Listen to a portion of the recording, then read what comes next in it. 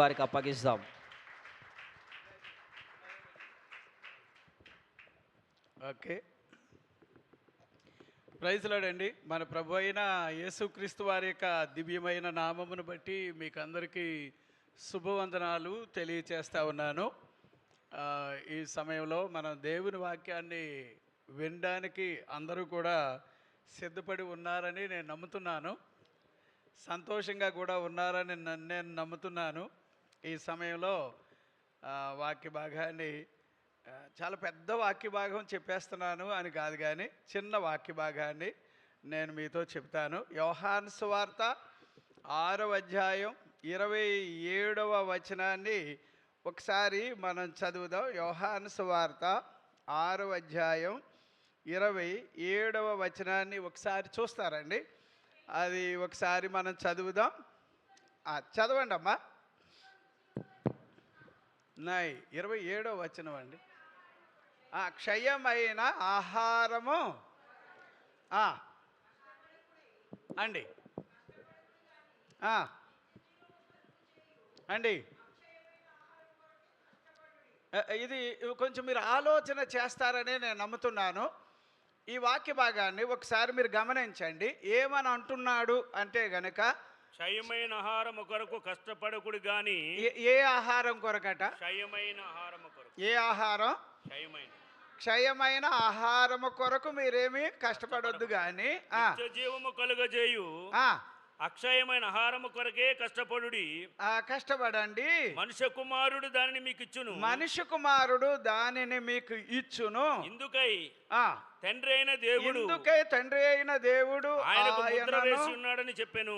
ఆయనకు ముద్ర వేసి ఉన్నాడని చెప్పాను.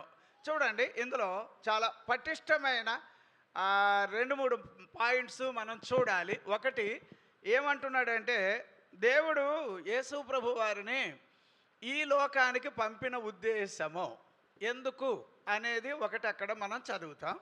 ఎందుకు వచ్చాడు యేసు ప్రభు అనేది అందులో మనం చాలా వివరణగా చూడగలుగుతాం. అలాగా అది మాత్రమే కాకుండా ఆయన వచ్చి మనకు ఏమండి మనలందరినీ కూడా, అంటే తన దగ్గరికి వచ్చిన వారు ఇంచుమించుగా చెప్పాలి అంటే వీళ్ళు ఎవరు అని అంటే మేకలైతే కాదు, కానీ వీళ్ళందరూ కూడా గొర్రెలు అనేది బైబిల్లో ఎక్కువ శాతం అవే మనం చదువుతాం. నా గొర్రెలు నా స్వరమును, అంతే. గొర్రెలు అనేదే. ఎవరికి పడితే వాళ్ళకి నిత్యజీవం అనేది ఉండదు అనేది ఒక్క మాట ఇందులో కూడా మనం గ్రహించాలి. కాకపోతే చాలా బాధాకరం ఏంటంటే, మనకు మంచి అమ్మ నాన్న ఉంటారు, తల్లిదండ్రులు ఉంటారు, వాళ్ళకు కూడా పరలోకం రావాలని ఈ వాక్యాలు పట్టుకు తిరిగే వాళ్ళకి ఆశలు ఉంటాయి. అందుచేత ఏం చేయాలో మీరే ఆలోచన చేయాలి. మా అమ్మ అక్కడ రావాలని నాకు ఆశ, మా నాన్నగారు అక్కడ రావాలని ఆశ. ఎందుకంటే అక్కడికి తీసుకువెళ్ళడానికే యేసు ప్రభు ఈ లోకానికి వచ్చాడు అనేది కూడా ఇందులో చదువుతాం. కానీ అక్కడికి వెళ్ళాలంటే భూమి మీద వాడంటూ ఎలా ఉండాలో ఆ శిష్టాన్ని చెప్పడానికి దేవుడు యేసు ప్రభు వారిని ప్రత్యేకమైన ముద్ర వేశాడు అనే ఒక మాట ఉంది. ఆ ముద్ర దేనికి అని అంటే, మనలందరినీ కూడా పరలోకానికి తీసుకుని వెళ్ళడానికి. ఒక విధంగా ఏమండి, అలాగ అక్కడికి వెళ్ళాలి అంటే ఈ భూమి మీదే వాడు ఎవడైనా కూడా దేవుడి ప్రణాళికలో ఉన్నవాడు, అతను ఎవరైనా ఏమండి, వృద్ధుడైనా ఎంతటి వాడైనా పరలోకానికి వెళ్ళాలి అంటే ఖచ్చితంగా అతనికి ఆహారం అనేది ఒకటి ఉంది అని ఇందులో తేల్చి చెప్పేశాడు. ఆ ఆహారం పేరు ఏం పేరు అంటున్నాడు అంటే, ఏమండి, క్షయమైపోయే ఆహారం కాదట. ఏ ఆహారం కాదట? క్షయమైపోయే ఆహారం కాదట. మరి ఇప్పుడు జనరల్గా లోకంలో ఉండే వాళ్ళందరూ కూడా కోటి విద్యలు కూటి కొరకే అంటారు కదా. మరి అలాగైతే మామూలు భోజనం కాదు, ఇది వేరే భోజనం. ఈ భోజనం తినేవాళ్ళు ఖచ్చితంగా వాళ్ళు నిత్యము ఎప్పటికీ నిరంతరము బ్రతికేదట్టుగానే ఉంటారు అనేదే బైబిల్లో చదువుతాం. యోహాను సువార్త 5వ అధ్యాయం 24వ వచనాన్నే మనం చదివితే గనక ఆయన మనలను ఏం చేశాడట? ఏమండి? మరణంలో నుంచి జీవములోనికి నా మాట తీసుకొచ్చేసాడు. ఏమన్నారండి? నా మాట విని నన్ను నన్ను పంపిన వాని యందు విశ్వాసం ఉంచే ఉంచువాడు ప్రతివాడు నిత్య జీవము గలవాడు. ఎందులోకి వాడు వచ్చేస్తాడట? తీర్పులోనికి రాక నిజంగానండి, నిత్యము బ్రతకాలి అనే ఉద్దేశమే దేవునికి మన పట్ల ఆయనకు ఒక ప్రణాళిక ఉంది. ఏమండి? మీరు ఆలోచన చేయాలి. నేను వాక్యాన్ని చెప్పడానికి నాకు చాలా ఇష్టం. మీ దగ్గర నేను చెప్పడానికి నేను దేవుని దగ్గర తన్నుకులాడి వాక్యాలు ఎత్తుకొని వస్తాను. ప్రభు చేతుల్లోంచి అలా తెచ్చుకొచ్చి దాని గురించి ఎన్నిసార్లు రిహర్సల్ వేస్తాను, ఎన్నోసార్లు ప్రభుతో అడుగుతాను. ఇప్పుడు నా బాధ అంతా ఏంటంటే, మనము ప్రభు దగ్గరికి వచ్చిన వాళ్ళమైతే, ప్రభు దగ్గరికి వచ్చింది నిజమైతే, మనం ఇక్కడికి వచ్చిన వాళ్ళు పరలోకానికి కూడా మరి రావాలిగా. పరలోకానికి కూడా రావాలా వద్దా? అందుకోసం మనం మందిరానికి వచ్చాము, లేదా తాత్కాలికంగా కోటి విద్యులు కూటి కొరకు అన్నట్టుగా ఏదో కాస్త ఇక్కడికి వస్తే ఏదో మన రోజులు బాగుపడతాయి, మన కుటుంబాలు బాగుపడతాయి, మన పరిస్థితులు మెరుగు, అవన్నీ కరెక్టే. మందిరానికి వచ్చిన తర్వాత ఎవడు ఇక భిక్షమెత్తుకునే పరిస్థితి ఆయన ఊరుకోడు. అవన్నీ ఉంటాయి. కానీ దీని కొరకే మీరు కష్టపడి, దీని కొరకే మీరు జీవించి, ఈ విషయాల మీదే మీ జీవిత లావాదేవీలు ఉంటే కనుక అప్పుడు దీనికన్నా ఇంటి వెనకాలకు పోయి సావడం బెటర్ అని నేను అంటాను. అంటే ఏంటంటే, చాలామంది ఏమనుకుంటారంటే, ప్రభు దగ్గరికి రావడం, ప్రభు దగ్గరికి వచ్చిన తర్వాత మాకు ఈ భూ సంబంధమైన మాకు ఇస్తే చాలులే అని అంటారు చూడండి. ఆ కోవకి చెందిన వాక్యం అయితే కాదు ఇది. ఈ వాక్యం ఏమిటి అంటే, ఒక మనిషి దేవుని దగ్గరికి రావడానికి, ఆ మనిషిని సందర్శించడానికి లేదా దర్శించడానికి దేవుడు ఈ భూమి మీద మందిరాన్ని పెట్టాడు. బైబిల్ వాక్యాల్లో 2వ అధ్యాయం 46, 47 అపోస్తల కార్యాల్లో చదివితే ఎవరినైనా కూడా దేవుడు మందిరంలో ఏమండి ఆయనే మందిరానికి తీసుకొని వస్తాడని వాక్యాల్లో చదువుతాం. తీసుకొచ్చేదే కాదు, బైబిల్ వాక్యాల్లో ఏముందంటే, మీరు 10వ అధ్యాయం లూకాసు వార్తలో చదివితే కనుక ఇంచుమించుగా నేను చెప్పే వాక్యాలన్నీ కూడా ఏమండి ఇవి స్క్రిప్చర్ బేసిక్ మీద నేను చెబుతూ ఉంటాను. కాబట్టి మీరు ఆలోచన చేస్తే ఏమండి ఒక వచనాన్ని చెప్తా చూడు సార్. లూకాసు వార్త 10వ అధ్యాయం అక్కడ 34వ వచనం చూస్తారండి. అక్కడ మీరు ఆ వచనాన్ని చదివితే ఏమండి అతనిని చూచి అతని మీద జాలిపడి దగ్గరకు పోయి నూనెయు ద్రాక్షరసమును పోసేసి అతని గాయములను కట్టేసి తన వాహనం మీద ఎక్కించి ఒక పూటకూళ్ళ వాని ఇంటికి తీసుకొని వెళ్ళిపోయి అతన్ని పరామర్శించెను. చూడండి, ఇప్పుడు ఆలోచన చెయ్యడానికి ఒక మాట. వాడెవడో దేవుని మందిరాన్ని వదిలేసి యెరూషలేమును వదిలేసి యెరికోకి వెళ్ళేవాడి మీద మంచిగా అయ్యిందని అంటలేదు దేవుడు. అరే రే రే రే తెలుసో తెలియకో వాడికి అలా జరిగింది. కానీ అతన్ని నేను ఎలాగైనా మళ్ళీ ఎక్కడ తీసుకురావాలనుకుంటున్నాడు? మందిరానికట. మీరు నిర్గమాకాండం 15వ అధ్యాయంలోకి వెళితే కూడా ఐగుప్తు దేశంలో నుంచి ఇశ్రాయేలీయులు బయటికి తీసుకొచ్చేసాడు కదా. తీసుకొచ్చిన తర్వాత మనం ఎన్ని రకాలుగా చదువుతామంటే, వాళ్ళకి అన్నం పెట్టాడు, అవి చేశాడు, ఇవి చేశాడు, అన్నీ బాగానే ఉంటాయి. కానీ 15వ అధ్యాయాన్ని మీరు చదివితే కనుక వాళ్ళనే సరాసరి ఎక్కడికి తీసుకొచ్చాడంటే మందిరమునకు నడిపాను అని రాసి ఉంది. దేవునికి స్తోత్రం, హల్లెలూయా. అంటే ఇప్పుడు దేవుని మందిరానికి మనల్ని తీసుకొచ్చేది ఎవరబ్బా అంటే యేసు ప్రభు వారు మాత్రమే. దేవునికి స్తోత్రం, హల్లెలూయా. అప్పుడు మందిరానికి వచ్చిన తర్వాత మార్కు సువార్త 11వ వచనంలో మీరు గనుక చదివితే, మందిరానికి వచ్చే వాళ్ళు ఎవరైనా కూడా వాళ్ళ గురించి ఆయన పట్టించుకోవాలి అని అనుకుంటాడట. వారి విషయంలో ఆయన ఏదైనా చెయ్యాలని ఆశపడతాడట. అందుచేత మందిరమునకు వచ్చి వెళ్ళే వాళ్ళందరినీ ఆయన చూస్తూ ఉన్నాడు అనేది ఒక ప్రత్యేకమైనటువంటి వాక్య భాగమై ఉంది. వాళ్ళని పట్టించుకుంటాడు, వాళ్ళ పరిస్థితులు ఏం చేయాలో చేస్తాడు, వారికి ఎలాగెలాగ సహాయపడాలో సహాయపడతారు. వారిని మాత్రం ఖచ్చితంగా ఆయన వారిని ఏం చేస్తాడంటే పట్టించుకుంటాడు. యెషయా గ్రంథం 66 మీరు 6వ వచనాన్నే మీరు చదివితే కూడా మందిరానికి వచ్చినటువంటి వారి విషయంలో ఆటంకంగా ఉండేవి ఏవైనా దాని మీద ఆయన విరుచుకుపడతాడు అనేది కూడా అక్కడ ఆ వచనాన్ని బట్టి మనం గుర్తుపట్టగలుగుతాం. అయితే నేనేమంటానంటే, ఇప్పుడు మీరు చూడు సార్, ఇప్పుడు మందిరానికి వచ్చేది ఏదో తాత్కాలికంగా జీవిత కాలాన్ని గడుపుకోవడానికి. ఎందుకంటే మందిరంలో ప్రత్యేకత ఉంటుంది. అదే ఎక్కడ కీర్తన 11వ వచనంలో చదివితే, నీ మందిరంలో మాకేముంటాయి, సుఖశాంతులు ఉంటాయి అని రాశాడు అక్కడ. అలా రాశాడు 132వ కీర్తన. ఏమండి, అక్కడ 13వ వచనం దగ్గర నుంచి మీరు కనుక వెళ్ళారు అనుకోండి, అక్కడ దేవుని మందిరానికి వెళితే అక్కడ ఏమేమి ఉండాలో, ఏమేమి ఇస్తాడో భలే భలే భలే ఆశీర్వాదకరమైన ఏమండి ప్రత్యేకతలు మనకి ఇస్తాడు. అక్కడ నిత్యం ఆహారం ఉండాలి, అవి ఉండాలి, ఇవన్నీ మనం అక్కడ చదువుతాం. అయితే మందిరానికి ఎందుకు వస్తున్నాము అని అంటే, మందిరానికి వచ్చిన వాళ్ళు ఇక్కడి నుంచే పరలోకానికి వెళ్ళే శిష్టాన్ని వాళ్ళ జీవితాల్లో అలవాటు కావాలి. అందుచేతే మందిరం మీద ఇంచుమించుగా ప్రతివాడు ఏడుస్తాడట. మందిరం మీద వారు చూపులు చూసే వాళ్ళు ఉంటారు, మందిరం మీద ఏది కొంచెం చెడ్డ ఆలోచనలు కలిగిన వాళ్ళు ఉంటారు, మందిరం మీద పడి ఏడిసే వాళ్ళు ఉంటారు. ఆ కాలంలో కాదు, ఈ కాలంలో ఏమంటే పెద్ద పెద్ద అధికారులు ఏడుస్తారు. మందిరం అనగానే ఆడి బావుసం మీద పోయినట్టుగా, ఆడి జోబులోంచి ఏదో తీసుకొచ్చి కట్టినట్టుగా తెగ ఏడ్చే వాళ్ళు ఉంటారు. కానీ ఇలా ఉన్నా కూడా మందిరం మాత్రం ఆయనది. బైబిల్ వాక్యాల్లో మత్తయి సువార్త 16వ అధ్యాయం 16వ వచనం దగ్గర నుంచి మీరు కనుక చదివితే, ఏమండి, నా మందిరాన్ని ఎవరు కడతాను అంటున్నాడు, నేను కడతాను అన్నాడు.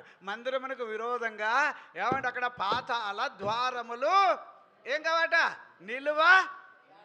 అప్పుడు ఎవరైనా కూడా నిరంతరము, నిత్యము, చిరకాలము, ఏమంటే ఎప్పటికీ, ఇంకెప్పటికీ, యుగ యుగాలు, తరతరాలు, సదాకాలం మనమంటూ బ్రతకాలి అంటే ఖచ్చితంగా నీ బ్రతుక్కి, నా బ్రతుక్కి దేవుడు మనకిచ్చిన భాగ్యం ఏమిటంటే మందిరము.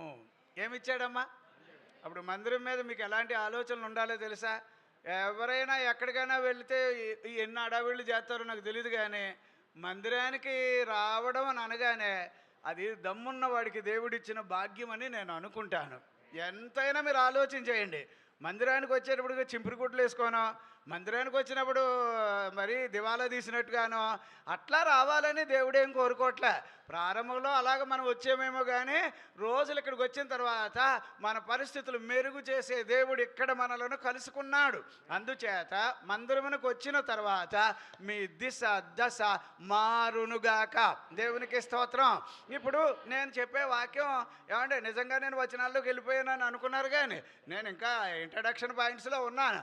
ఒక్కటి క్షయమైన ఆహారం అనేది ఒకటి ఉంది, ఏమంటే తర్వాత అక్షయమైన ఆహారం అంటూ ఒకటి ఉంది. ఇందులో ఏ ఆహారాన్ని మీరు కోరుకుంటున్నారో ఒక్కసారి మీరు ఆలోచన చెయ్యాలి. అర్థం చేసుకోండి. ఇప్పుడు మామూలు భోజనం కోరుకున్నారనుకో, అదే పొట్ట మీద పళ్ళెం పెట్టుకుని అన్నం తిన్నట్టు ఉంటుంది కొంతమంది బతుకు. ఎంత పొట్ట వచ్చేస్తుంది, పళ్ళెం పెట్టేసుకొని తినేసేయచ్చు దాని మీద అన్నం, వాడికి టేబుల్ అక్కర్లే కదా. ఎలా ఉంటున్నారో చూడండి. ఒక్కొక్కరు తింటున్నారండి బాబు భోజనాలు, మరీ అసలు 4-5 భోజనాలు ఒక్కడే తినేస్తాడు బాధపడకుండా. అట్లా ఉంటారు. అలా ఉంటారని మీకు తెలుసా తెలీదా? తెలుసా? ఇంకా మన ఇంట్లో ఇంకా తినవలసిన వాళ్ళు ఉన్నారని అన్నా కూడా అదేటో మరి హడావిడిగా వచ్చేసి మొత్తం డేక్సే ఖాళీ చేసి తినేసి వెళ్ళిపోయే వాళ్ళు ఉంటారు. అదొక రకం. మా దగ్గర ఒక కుర్రోడిని తీసుకొచ్చి ఇచ్చారు. ఆ అబ్బాయి చచ్చిపోయినా పర్వాలేదని చెప్పి అప్లికేషన్లు అన్నీ రాసి ఇచ్చారు. ఆయనకి తెలుసు, దయాచార్య ఏదో ఒక అబ్బాయి. ఆ అబ్బాయి నా దగ్గర చదివాడు. ఆ అబ్బాయి ఎప్పుడు చూసినా కూడా నేను అనుకునేవాడిని, మనిషి కట్టిలాగా ఉండేవాడు, ఒక చీపురు కట్టలాగా ఎండిపోయినట్టు ఉండేవాడు. కానండి ఎవరూ లేకపోతే ఆ వంట రూమ్లోకి వెళ్ళిపోయి ఇంత పెద్ద డేక్షా అన్నం, దగ్గరగా ఒక 60 మంది తినే భోజనం వాడు ఒక్కడే సునాయాసంగా కూర్చొని తినేసేవాడు. అర్థమయ్యేది కాదు. మరి ఈ అన్నం అంతా ఈడు ఎక్కడ పెట్టాడు కడుపులో అంటే, మరి కడుపు చూస్తే మళ్ళీ చీపురు కట్టలాగే ఉండేవాడు. ఏమండి ఆడు ఎలా తినేస్తున్నాడని చెప్పి 1-2 సార్లు ఆడిని ఆపడానికి ట్రై చేసిన మా నెంక చూశాడంటే ఇంకా నువ్వు ఎగిరి అవతల పడాలి, అలా చూసేవాడు. ఇక నా వల్ల అయ్యేది కాదు. ఒకసారి ఆలోచన చేశాను, వీడు ఇలా కాదు మొత్తం ఎలా తినేస్తున్నాడు అని చెప్పేసి, ఏమంటే మిరపకాయ పచ్చడి పెద్ద బాటలు, ఏమంటే ఇక్కడ ఒక అమ్మగారు ఉండేది, ఎవరో పచ్చళ్ళ అమ్మగారు ఒక ఆవిడ ఉండేది ఇక్కడ, ఆవిడ దగ్గర నుంచి తీసుకొచ్చి పెట్టాను. ఇంకడు ఏం చేస్తాడో చూద్దామని. ఏమి లేదు, అంతా అందులో వేసేసుకొని సిగ్గు లేకుండా మొత్తం తినేసాడు. అసలు ఇక బాధ లేదు. అంటే ఆ తర్వాత కూడా నేను ఆయన గమనిస్తూ ఉన్నాను. ఇప్పుడు వీడు కాదు తిన్నదే, వాడిగా తిన్నది. అంటే ఇలాగా ఏమండి నేనేమంటున్నానంటే చాలామంది ఈ భోజనం కోసమే రకరకాల జిమికులు చేస్తారు, రకరకాల వేషాలు వేస్తారు, రకరకాల కథలు నడుపుతారు. కానీ ఇది న్యాయం కాదు సార్. ఇది తిన్నవాడు చచ్చిపోతాడట, కానీ ఈ బైబిల్ తిన్నవాడు నిత్యం బ్రతుకుతాడట. అది ఎంతమందికి అర్థమవుతుంది? ఆలోచన చేయండి. ఇప్పుడు నేనేమంటున్నానంటే మీరు క్రైస్తవులుగా అవ్వారు అంటే ఆ పేరు మీద మీకు ఎన్నో ప్యాకేజీలు బైబిల్లో ఉన్నాయి. బైబిల్ వాక్యాల్లో 1 కొరింథీ 2వ అధ్యాయం 9, 10 వచనాల్లో చదివితే ఏం రాస్తాడు? తన్ను ప్రేమించే వారికి, లేదా ఎవరు క్రైస్తవులుగా ఉంటారో, ఎవరు దేవుని పిల్లలుగా ఉంటారో వారికి ఆయన ఏమేమి దాచి ఉంచాడో ఏమండి రాశాడు అక్కడ. 2:9 వచనం దగ్గర నుంచి ఏమి రాశాడు అక్కడ? తన్ను ప్రేమించే వారికి ఏమి దాచాడో, ఏమి సిద్ధపరిచాడో అవి కంటికి కనబడో, చెవికి వినబడో, హృదయానికి అగోచరం. ఇన్ని ప్రత్యేకమైనవి మనకి ఏర్పాటు చేస్తే మనం కేవలం భూమి మీద బ్రతకడం కోసమే మనము క్రైస్తవులుగా ఉంటే గనక అంతకన్నా అన్యాయం ఇంకోటి ఉండదని నేను అనుకుంటాను. బైబిల్ వాక్యాల్లో ఏమండి మనము దేవుని పిల్లలుగా మారాలి, క్రైస్తవులుగా ఉండాలి అంటే క్రైస్తవుడికి ఇంకొక భోజనం ఉంది, అదే జీవాహారము. ఏ ఆహారం? దానికి ఒక పేరు పెట్టాడు. ఏమని పెట్టాడు? అది నాశనం అయిపోయే భోజనం కాదు, అది అక్షయమైన భోజనం అన్నాడు. ఏ భోజనం అండి? అప్పుడు ఆ భోజనం గనక మనం తింటేనట మన జీవితంలో మామూలుగా ఉన్నవాడు, బాబు ఆలోచన చేయండి సార్, ఏదో మనం 30-40 సంవత్సరాలు, 100 సంవత్సరాలు ఏమండి లేకపోతే ఏం లేదు 70-80 సంవత్సరాల కాలం బతికే వీడు, ఈ మనిషి వాడు చిరకాలము బ్రతకడానికి పరిశుద్ధ గ్రంథాన్ని దేవుడు మనకు అనుగ్రహించాడు. ఈ వాక్యం ఎవరో కాదు, మనము ఆరాధన చేయుచున్న ప్రభువైన యేసుక్రీస్తు వారని బైబిల్ వాక్యాల్లో యోహాను సువార్త 1:14 వచనంలో ఆ వాక్యమే శరీరధారి అయి కృపా సత్య సంపూర్ణుడిగా మన మధ్యకు వచ్చెను అని రాశాడు. ఇప్పుడు నేనేమంటానంటే మీరు ఎప్పటికీ బ్రతకాలంటే మీ బతుకులో, నా బతుకులో ఎవరు కావాలి అంటే నేను ప్రసంగం చేస్తున్న నజరేయుడైన యేసు ప్రభు కావాలి. ఇప్పుడు ఆయన వలన మనము చిరకాలం బ్రతకొచ్చట. బైబిల్ వాక్యాల్లో యోహాను సువార్త 6వ అధ్యాయం 68వ వచనంలో ఏం రాస్తాడంటే ఇదిగో ఆయన మాటలు ఎలాంటివట? నిత్య జీవపు మాటలు గలవాడవు నువ్వొక్కడవే అనేది చదువుతాం. అప్పుడు ఆయన మాటల్లో మనకు నిత్య జీవం ఉంటుంది అంటాడు. ఇప్పుడు బైబిల్ వాక్యాల్లో యోహాను సువార్త 17వ అధ్యాయం సార్ 3వ వచనం మీరు చదివితే సత్యదేవుడు అయిన నిన్నును నువ్వు పంపిన కుమారుడైన యేసుక్రీస్తును ఎరుగుటయే అది మనకేమిటట? నిత్య జీవము అన్నాడు. నేను అంటున్నా సార్ బైబిల్ వాక్యాల్లో రోమాపత్రిక 8వ అధ్యాయం 1వ వచనంలో ఎవడైనా ఇప్పుడు యేసుక్రీస్తునందు ఉంటే గనుక వాడు మరణమును దాటి ఎప్పటికీ బ్రతికేవాడిగా మారిపోతాడట. దేవునికి స్తోత్రం. హల్లెలూయా, హల్లెలూయా. అయితే ఇప్పుడు మనం చిరకాలం బ్రతకాలి. ఎంతకాలం బ్రతకాలి? ఆ చిరకాలానికి ఒక పేరు చెప్పండి అబ్బా. చిరకాలానికి ఏమేమి ఉన్నాయి ఇక్కడ? అదే అక్షయమైన ఆహారం. ఏమండి తింటే ఏమవుతాం? ఎప్పటికీ బ్రతుకుతాం. క్షయమైన ఆహారం తింటే ఉన్నట్టుండి రాలిపోతా, ఉన్నట్టుండి ఏడురా అంటే వెళ్ళిపోయాడండి. ఎక్కడికి వెళ్ళిపోతారు అనుకుంటున్నారు? ఏమండి ఇప్పుడు జనరల్గా ఇదే బైబిల్ని ఎటకారంగా ఆలోచన చేసిన వాళ్ళు లేరేటి? లేరా? ధనవంతుడు ఉన్నాడు కదా, ఎక్కడ? లూకాసు వార్త 16వ అధ్యాయంలో వాడి ఇంటికి దేవుడు ఎన్నిసార్లు ఇతడు కూడా పరలోకానికి రావాలని దేవుని సేవకుల్ని పంపించాడు అని నేను అనుకుంటా. ఎందుకంటే అలాంటి వాక్యాలే ఉన్నాయి. ఎంతోమంది మీరు ఆయన ఇంటికి వెళ్ళాలంటే పరిగెట్టుకుని వచ్చేస్తున్నారు సేవకులు. ఎందుకంటే పెద్దోళ్ళు ఇళ్ళకి వెళ్తే, ధనవంతులు ఇళ్ళకి వెళ్తే అక్కడ అంతా ఖరీదుగా ఉంటుంది కదా అని వస్తా. ఎప్పుడు వాడు వినేవాడు కాదు, ధనవంతుడు ఎప్పుడు వినేవాడు కాదు. అసలు వింటలేదేంట్రా బాబు అని చెప్పి ఆ ఇంటి ముందు అడుక్కుంటున్నాడు. చూడండి ఎవరతను?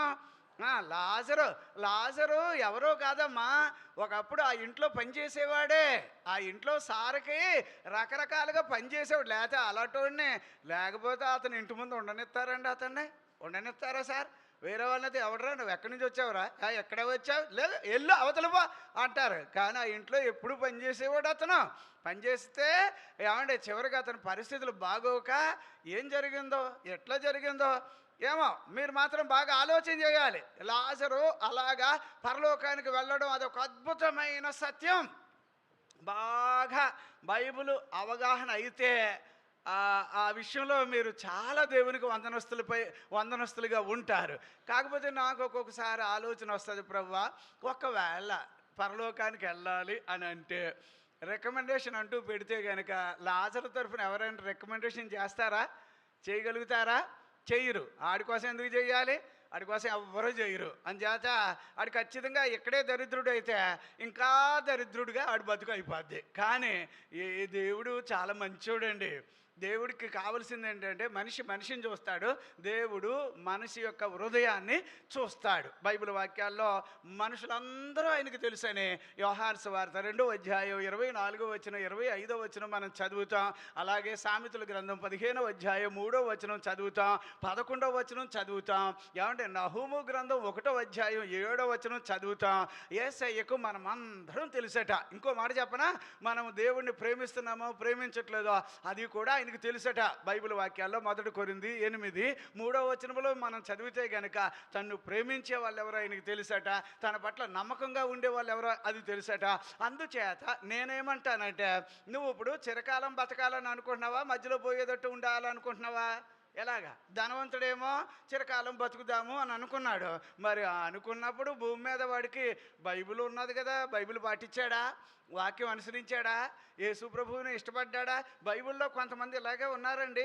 ఏమంటే ఒక ధనవంతుడు ఒక యవనస్తుడు యేసు ప్రభు దగ్గరికి వచ్చి నిత్య జీవానికి వెళ్ళాలంటే నేనేం చెయ్యాలి అంటున్నాడు.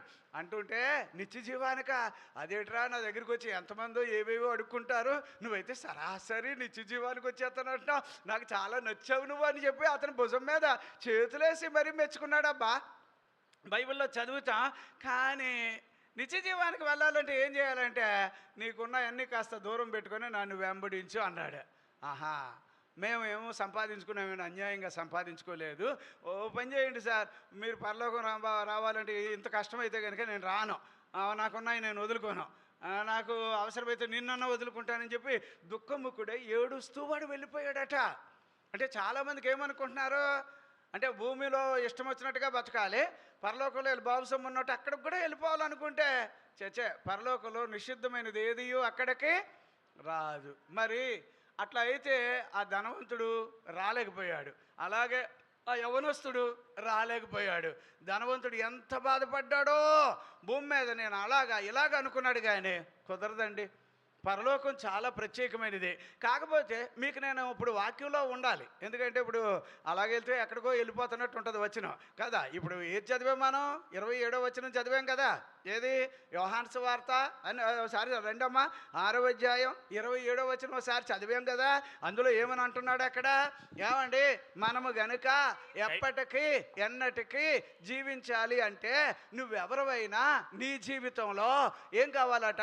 దేవుని వాక్యము కావాలట. దేవునికి స్తోత్రం. సార్ అదే అధ్యాయంలో 33వ వచనం ఒకసారి చదువుతారా సార్? యోహాను సువార్త 6వ అధ్యాయం 33వ వచనం ఏం రాశాడు సార్? పరలోకము నుండి దిగి వచ్చి లోకమునకు జీవమునిచ్చు దేవుని గ్రహించు అండి ఆహారమై ఉన్నవని ఆహారమై ఉన్నదని మీతో నిశ్చయముగా చెప్పుచున్నానని వారితో చెప్పాను. ఇప్పుడు ఏమంటే ఇప్పుడు పరలోకానికి వెళ్ళాలి అనేవాళ్ళు, నిత్యము బ్రతకాలి అనుకునేవాళ్ళు బైబిల్లో కొన్ని సీక్రెట్స్ ఇలా ఉంటాయి. ఏదంటే 1వ యోహాను పత్రిక 2వ అధ్యాయం అది 17వ వచనమా ఏం రాశాడమ్మా? 2వ అధ్యాయం 17వ వచనంలో ఏం రాస్తాడు అక్కడ? గతించును గతించిపోవచ్చున్నవి గాని ఆ. దేవుని చిత్తమును జరిగించువాడు ఏ చిత్తం చేసేవాళ్ళు? దేవుని చిత్తం చిత్తం అంటే ఏంటంటారు? ఆయనకి నచ్చినట్టు బ్రతకడం, ఆయన కోరుకున్నట్టు ఉండడం, ఆయన ఎలాగంటే అలాగ అదే కరెక్ట్ అని అనడం, ఆయనకు మద్దతుగా బ్రతకడం, ఆయన మనిషిగా నువ్వు ఉండడం, అలాగా ఉంటూ ట్రై చెయ్యి. దేవుని చిత్తం చెయ్యివాడు నిరంతరము బ్రతుకుతాడట. అంత చక్కటి వాక్యం అండి. బైబిల్ వాక్యాల్లో మీరు ఎప్పుడైనా చదివితే గనుక ఈ వాక్యం నిరంతరము ఉంటే గనుక ఈ వాక్యాన్ని తినువాడు, ఈ వాక్యాన్ని పొందుకున్నవాడు, ఈ వాక్య ప్రకారంగా ఉండేవాడు, వాడు సదాకాలం సదాకాలం. సరే, సదాకాలం అనే దానికి నేను కొన్ని పదాలు అడిగాను కదా మిమ్మల్ని. ఏది చెప్పండి నాకు ఒకసారి. ఎప్పటికీ బ్రతకాలంటే ఏం చేయాలట? దాని తెలుగులో ఏం పేర్లు ఉన్నాయి అండి? శాశ్వత కాలం. బాగుందబ్బా, ఒక మార్క్ ఆయనకి. ఇంకా నిరంతరం. ఇక్కడ నేను చెప్తా ఉంటుంటే మీకు వచ్చేసింది ఇప్పుడు ఈ పాయింట్, అదే కదా. సరే, నిరంతరం. ఇంకా ఎల్లప్పుడు. అబ్బో, ఇదొక కొత్త పాయింట్ వచ్చింది. ఎల్లప్పుడు. ఇంకా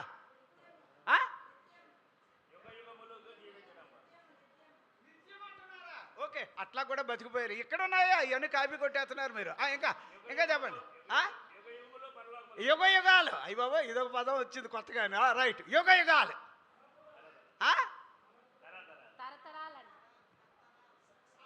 శాశ్వతం అంటున్నారా? నాకు ఇక్కడ మానిటర్ రావట్లే. సరే, ఓకే. ఒక పాయింట్ నేను చెప్పనా? ఎప్పటికీ మీరు బ్రతకాలి అంటే నేను ఒక్కటే పాయింట్ నేను అంటాను. ఇప్పుడు కీర్తనాకారుడు ఏమంటాడు? 23లో 6వ వచనంలో ఏమంటాడు? చిరకాలం. ఎంతకాలం? ఎంతకాలం చెప్పండి అబ్బా. చిరకాలం, యుగ యుగాలు, తరతరాలు, తర్వాత నిత్యము, ఎల్లప్పుడూ. అయ్యి బాబు, ఇవన్నీ ఇన్ని పదాలు ఉన్నాయి. అంచేత బైబిల్లో మీరు చదువుతూ ఉంటుంటే ఇవన్నిటికీ ముఖ్యమైన వ్యక్తి ఎవరంటే యేసు ప్రభువే. ఆయన ఉన్నాడంటే మనం ఉండాలి. అర్థమైందా? 14లో చదువుతాం యోహాను సువార్త 2-3 వచనాల్లో, నేను మిమ్మల్ని నా దగ్గర ఉండడానికి నేను తీసుకొని వెళ్ళడానికి నేను వస్తాను, మీకు స్థలము సిద్ధపరచ వెళ్ళుచున్నాను. అప్పుడు ఎప్పటికీ మీరు బ్రతకాలి అంటే 33వ వచనంలో చెప్తున్నాడు ఈ వాక్యం ఉండాలట. ఏముండాలి? ఇప్పుడు ఎప్పటికీ మన పరలోకంలో ఉండాలంటే భూమి మీద మందిరంలో ఉండాలి. రెండవది, మందిరంలో ఉండడమే కాకుండా మందిరంలో ఉంటూ ఈ దేవుని వాక్యం. ఏమండి, బైబిల్ వాక్యాలు ఎలా చెప్పినాయని కాదు. బైబిల్ వాక్యాలు ఎలా ఉంటాయంటే ఈ వాక్యం అట ఎక్కడ? రోమాపత్రిక 10వ అధ్యాయం 8వ వచనంలో ఏం రాస్తాడు? ఈ వాక్యం నీ నోట, ఈ వాక్యం నీ కూడా, ఈ వాక్యం నీలో ఉండాలి అని రాస్తాడు బైబిల్ వాక్యాల్లో. హెబ్రీలకు రాసిన పత్రిక 4వ అధ్యాయం 12వ వచనంలో ఈ వాక్యం శరీరములో, ప్రాణములో, ఆత్మలో ఉండాలి అంటాడు. ఎందుకు అని అంటే 119వ కీర్తన 89వ వచనంలో దేవుని వాక్యం ఏమండి నిత్యము ఉండాలని ఆయన ఆకాశములో దీనిని స్థిరపరిచెను అని అన్నాడు. అందుచేత ఎప్పటికీ ఉండే వాక్యం. ఏమండి, నా ఇంకా సీరియస్గా చూస్తున్నారా? అట్లా చూడకండి. ఇప్పుడు ఈ వాక్యం ఉండడం కోసం మీరు ట్రై చేయండి అంతే. మీరు 10 కాలాలు భూమి మీద బతకడం అనే దానికన్నా ఎప్పటికీ, నిత్యము, తరతరాలు, యుగ యుగాలు, శాశ్వత కాలం ఆయన దగ్గర ఉండిపోవడానికే ఈ మందిరాన్ని ఇచ్చాడు. ఈ మందిరంలో నాటబడిన వారే 52 కీర్తన 8వ వచనంలో పచ్చని ఒలివ మొక్కల్లాగా ఇక్కడ గనుక ఏమంటే వేర్లు తన్నుకొని పచ్చగా ఉండడం మొదలెడితే మీరట ఒకరోజు యేసయ్య వస్తాడు మన దగ్గరికి. ఏమంటే పూటకొల్లు వారిని ఇంట్లో వదిలిపెట్టేసిన వాడి దగ్గరికి మళ్ళీ యేసయ్య వస్తానని అన్నాడా లేదా? లూకాసు వార్తలో నేను వస్తా, ఇతన్ని నేను తీసుకువెళ్తా అని అన్నాడు. దేవునికి స్తోత్రం. అందుచేత అమ్మ మీరు చిరకాలం బతకాలని ప్లాన్ ఉందా, లేదా మధ్యలో పోయేదట్టు అని ప్లాన్ ఉందా? ఏ ప్లాన్ వేసుకున్నారు? ఏ ప్లాన్? అందరూ ఎక్కువ కాలం బతకాలని అనుకుంటున్నారా? ఎక్కువ కాలం అని అనగానే ఏముంటే మరి ఎక్కువ కాలం తినాలి కదా. మరి ఏం తినాలి? బైబిల్లో ఉన్న వాక్యాలు ఉంటున్నాయి. ఇవి మనం తింటే, ఈ వాక్యాన్ని మనం భుజిస్తే, ఈ వాక్యం ఏమంటే ఫస్ట్ మనకి చేదుగా ఉన్నట్టు ఉంటుంది, కానీ తర్వాత అండి ఇది మధురం అయిపోద్దండి. వాక్యానికి ఉన్న ప్రత్యేకత అది. దేవునికి స్తోత్రం. సరే, ఇప్పుడు మీరు 33వ వచనం చదివారు కదా. సరే, అందులో 35వ వచనం ఒకసారి చదవండి సార్. ఏమన్నాడు అక్కడ? 35వ వచనంలో ఏమంటున్నాడు? అందుకు యేసు వారితో ఇట్లనెను, జీవాహారము నేనే, నా యొద్దకు వచ్చువాడు ఏమాత్రమును ఆకలిగొనడు, నా యందు విశ్వాసం ఉంచువాడు ఎన్నడను దప్పిగొనడు. ఎంత మంచి మాట వచ్చిందో చూసారా? దేవునికి స్తోత్రం. హల్లెలూయా. సరే, అందులోనే అమ్మ 41వ వచనం ఒకసారి చదవండి అమ్మ. ఏమంటున్నాడు? నేను పరలోకము నుండి దిగి వచ్చిన ఆహారమనియు చెప్పినందున ఆ. ఆయన యూదులు ఆయనను గూర్చి ఆ, సనుగు సనుగు కొనుచు. ఈయన యోసేపు కుమారుడైన యేసు కాడా? చూసారా? ఇప్పుడు ఎవరికైనా ఎలా ఏదైనా ఒక విషయం చెప్పగానే పెద్ద చెప్పొచ్చాడు, ఈయన గురించి మాకు తెలియదు ఏంటి? అదే ఇప్పుడు కూడా నేను వాక్యం చెప్పగానే ఏమని, శేఖర్ గారు మాకు తెలియదు ఏంటి? అయ్యా, నువ్వు ఇవి వెతుకుతున్నావు కానీ ఓ పక్కన అసలు వాక్యాన్ని వెతుకయ్యా. వాక్యాన్ని పట్టుకో. వాళ్ళేలాగా ఇవన్నీ వదిలేసేయాలట. ఇగో ఇక్కడ ఏమంటాడు తెలుసా?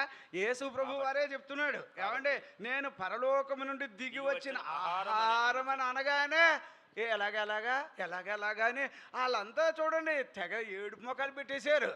ఏంటో ఈయనట నిత్యం ఉంటాడట. అవునయ్యా, ఆయన ఉంటేనే మనం ఉంటాం. అది గుర్తుపట్టట్లే. మీరు ఇంకో వచనం చూడండి. ఇక్కడ 41 చదివారు కదా. సరే, 50వ వచనం ఒకసారి చదవండి సార్. 50వ వచనం ఏం రాశాడు అక్కడ? దీనిని తినువాడు సావకుండునట్లు, దీనిని తినువాడు సావకుండునట్లు పరలోకము నుండి దిగి వచ్చిన ఆహారం ఇదే. చావకుండునట్లు ఎట్లా రాశాడు? ప్రతి వాడును తిని చావకుండునట్లు పరలోకము నుండి దిగి వచ్చిన ఆహారం ఇదే. దేవునికి స్తోత్రం. ఎప్పటికీ బ్రతకాలంటే నేను అంటున్నా, నీ జీవితంలో నా జీవితంలో దేవుని వాక్యమే ఉండునుగాక. అందుకోసమే నేను ఏమంటానంటే, వాక్యం చెప్పే వాళ్ళ కోసం మీరు ఏం చేయాలి? అదొక్కటి చేయాలి. పాస్టర్ గారు వాక్యం చెప్పాలంటే అంత సులభం అని అనుకోకూడదమ్మా. అట్లా అనుకోకూడదు. ఒక ఆదివారం, ఇప్పుడు రేపు ఆదివారం మా చర్చిలో వాక్యం చెప్పాలంటే ఆల్రెడీ మొన్న ఆదివారం సాయంత్రం నేను ప్రభువు దగ్గర కూర్చుంటా. తెల్లారు అవ్వకముందే వచ్చే ఆదివారానికి ఏ వాక్యం చెప్పాలని అడుగుతా. కొత్త ఆలోచనలు అడుగుతా. ఎట్లా చెప్పాలి అడుగుతా. ఇది గాక ఏమంటే ప్రభువుని అడిగే కొద్దీ వారం అంతా ఇప్పుడు నా దగ్గర పెద్ద చార్ట్ ఉంటుంది. ఇలాగా ఆ చార్ట్ మీద దేవుడు నాకు చెప్పినవన్నీ రాస్తా. దాని మీద రాస్తా.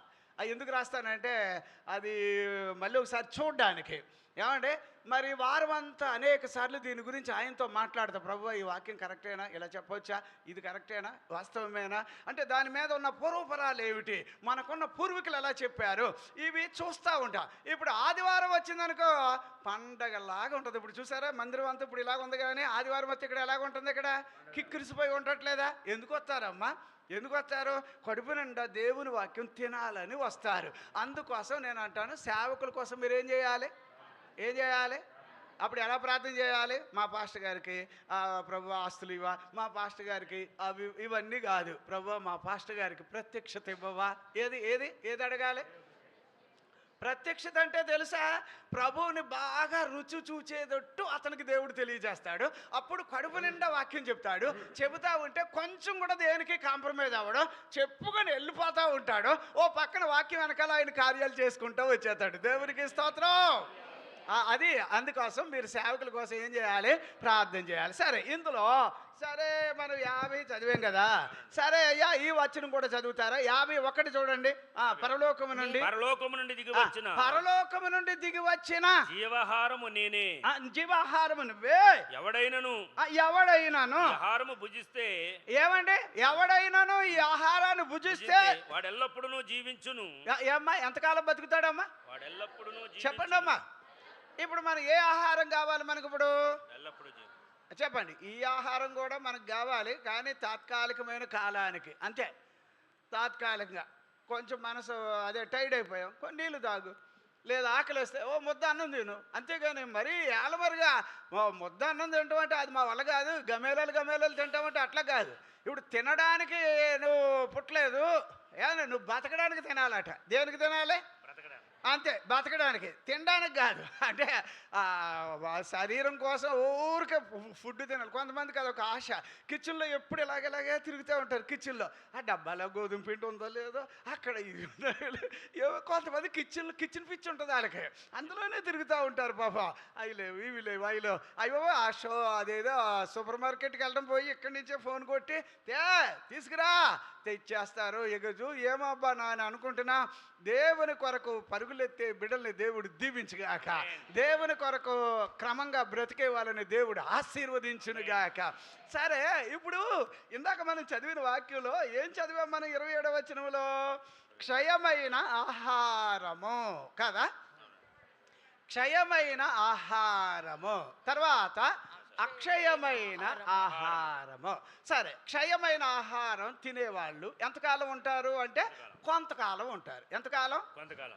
అది అక్షయమైన ఆహారం అంటే నిత్య జీవం. నా తెలుగు అవి నాకు కరెక్టేనా? అక్షయం అంటే ఏంటి? ఎప్పటికైనా అదేనా కరెక్ట్? ఎన్నటికీ ఉండే భోజనం అట్లా. ఇప్పుడు ఈ దేవుని వాక్యాలు తినేవాడు, ఇక సార్ అమ్మా నేను వాక్యం చెప్తున్నాను అంతే. ఒకవేళ మనకు వాళ్ళు తెలుసు వీళ్ళు తెలుసు అంటే అట్లాగా మన పరలోకంలో నిత్యము బ్రతకడానికి ఛానల్ ఉండదు. మా ఇంట్లో వాళ్ళంతా క్రైస్తవులండి, అంచేత నేను వాళ్ళ పిల్లోడినండి, వాళ్ళ అమ్మాయినండి, వాళ్ళ తండ్రినండి అంటే ఈ కథలు కుదరు. ఎవడికి వాడు ఈ ఆహారాన్ని తినాలి, అలాంటి వాడే నిరంతరం ఉంటాడు అనేది బైబిల్ వాక్యాలు. సరే, ఇప్పుడు బైబిల్లో ఎట్లా రాశాడు అంటే దేవుడు అందరికీ కూడానట కడుపు నిండా అన్నం పెట్టేవాడు. ఆయన అందరికి ఏం పెడతాడమ్మా? ఇప్పుడు నేను ఆ పాయింట్లకు వెళ్ళాలి, అవి దేవుడు అనుమతిస్తే దాంట్లోకి వెళతాం. కాకపోతే ఇప్పుడు నిరంతరము బ్రతికే వాళ్ళు ముఖాలు వేరుగా ఉంటాయి, తాత్కాలికంగా బ్రతికే వాళ్ళ యొక్క బ్రతుకులు కూడా వేరుగా ఉంటాయి. తాత్కాలికంగా బ్రతికే వాళ్ళల్లో కలగూరు గంపలాగే అవి ఇవి చేస్తారు, ఎలా పడితే అలా ఉంటారు. అయ్యి బాబు తప్పు అయిపోయింది జబ్బులు ఎంపలేసుకొని ఎంత భలే విచిత్రమైన క్యారెక్టర్ కలిగిన వాళ్ళుగా ఉంటారు. కానీ నిరంతరం బ్రతకాలంటే ఆర్డర్గా ఉంటారు. ఆర్డర్ అంటే క్రమంగా ఉంటారు. క్రమం అంటే వాళ్ళు కట్టుదిట్టంగా ఉంటారు. అట్లాగా వాళ్ళు బ్రతుకుతారు. ఒక ఉదాహరణ నేను చెప్తాను, ఇది చూడండి అమ్మ. 13వ అధ్యాయానికి రండి. మత్తయి సువార్త 13వ అధ్యాయం. 13వ అధ్యాయంలో మొదటి వాక్యం ఏమిటంటే 4వ వచనం ఒకసారి చదువుతారా? 13వ అధ్యాయం 4వ వచనం. వాడు విత్తుచుండగా కొన్ని విత్తనములు త్రోవ పక్కన పడెను, పక్షులు వచ్చి వాటిని మృంగివేసెను. ఏమైనాయి అమ్మా? పక్షులు వచ్చి వాటిని మృంగివేసెను. అంతేనా? అదే రాశాడా? అలాగే రాశాడమ్మా. ఏమని రాశాడు అక్కడ?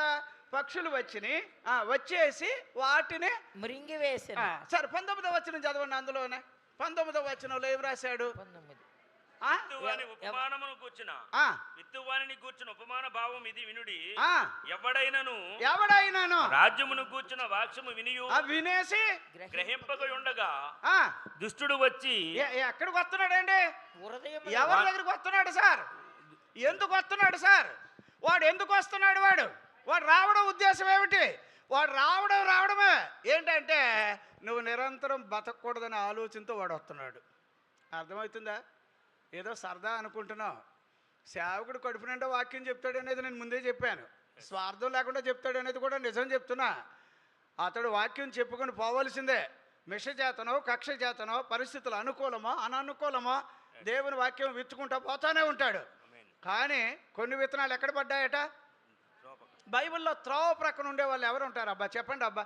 త్రోవ ప్రక్కన అంటే అర్థమవుతుందో లేదో కానీ కొంచెం మీరు మనసు మాత్రం దగ్గర పెట్టుకొని ఆలోచన చేస్తే ఈ త్రోవ ప్రక్కన ఉండేవాళ్ళు ఏంటంటే అట్లా కూడా ఉండాలి, ఇట్లా కూడా ఉండాలి. మరీ అంత ముదిరిపోయిన భక్తి వద్దులే సార్, ఈ టైప్ మాట్లాడతారు వాళ్ళు. మరి అంత ప్రార్థన బాబు ఇదేంటండి బాబు అని అంటారు చూడండి. ఇక అలాంటి వాళ్ళు కోవకే మనం వెళ్ళకూడదట. ఇప్పుడు ఐతుకు అనేవాడు ఎక్కడ కూర్చున్నాడు? బైబిల్లో అపోస్తుల కార్యాలు ఎక్కడ కూర్చున్నాడు? కిటికీలో కూర్చున్నాడట. ఏంట్రా అక్కడ ఎందుకు కూర్చున్నారంటే, మీకు తెలియదు సార్, ఇక్కడ హల్లెలూయా అంటాను సార్, ప్రార్థన కూడా చేస్తా సార్, పాటలు పాడుతా సార్ అన్నీ చెప్తాడు. వేస్ట్ గాడు.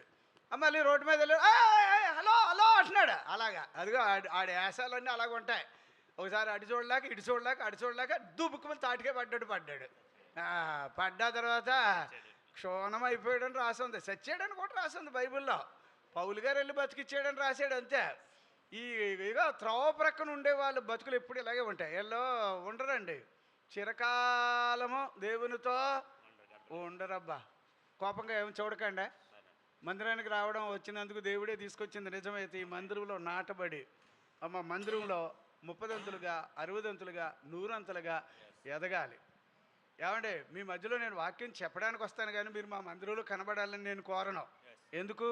నాకున్నదే అక్కడ సేవ ఎక్కువ.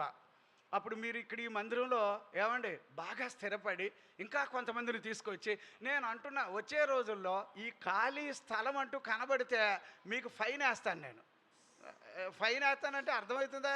చిన్న బిల్లు అయినా అమ్మగారు చెప్తా, ఈ అమ్మగారికి ఈ ముందు కూర్చున్న ఆవిడ పక్కన అటు ఇటు ఎవరు రాకుండా చేస్తుంది ఈవిడ.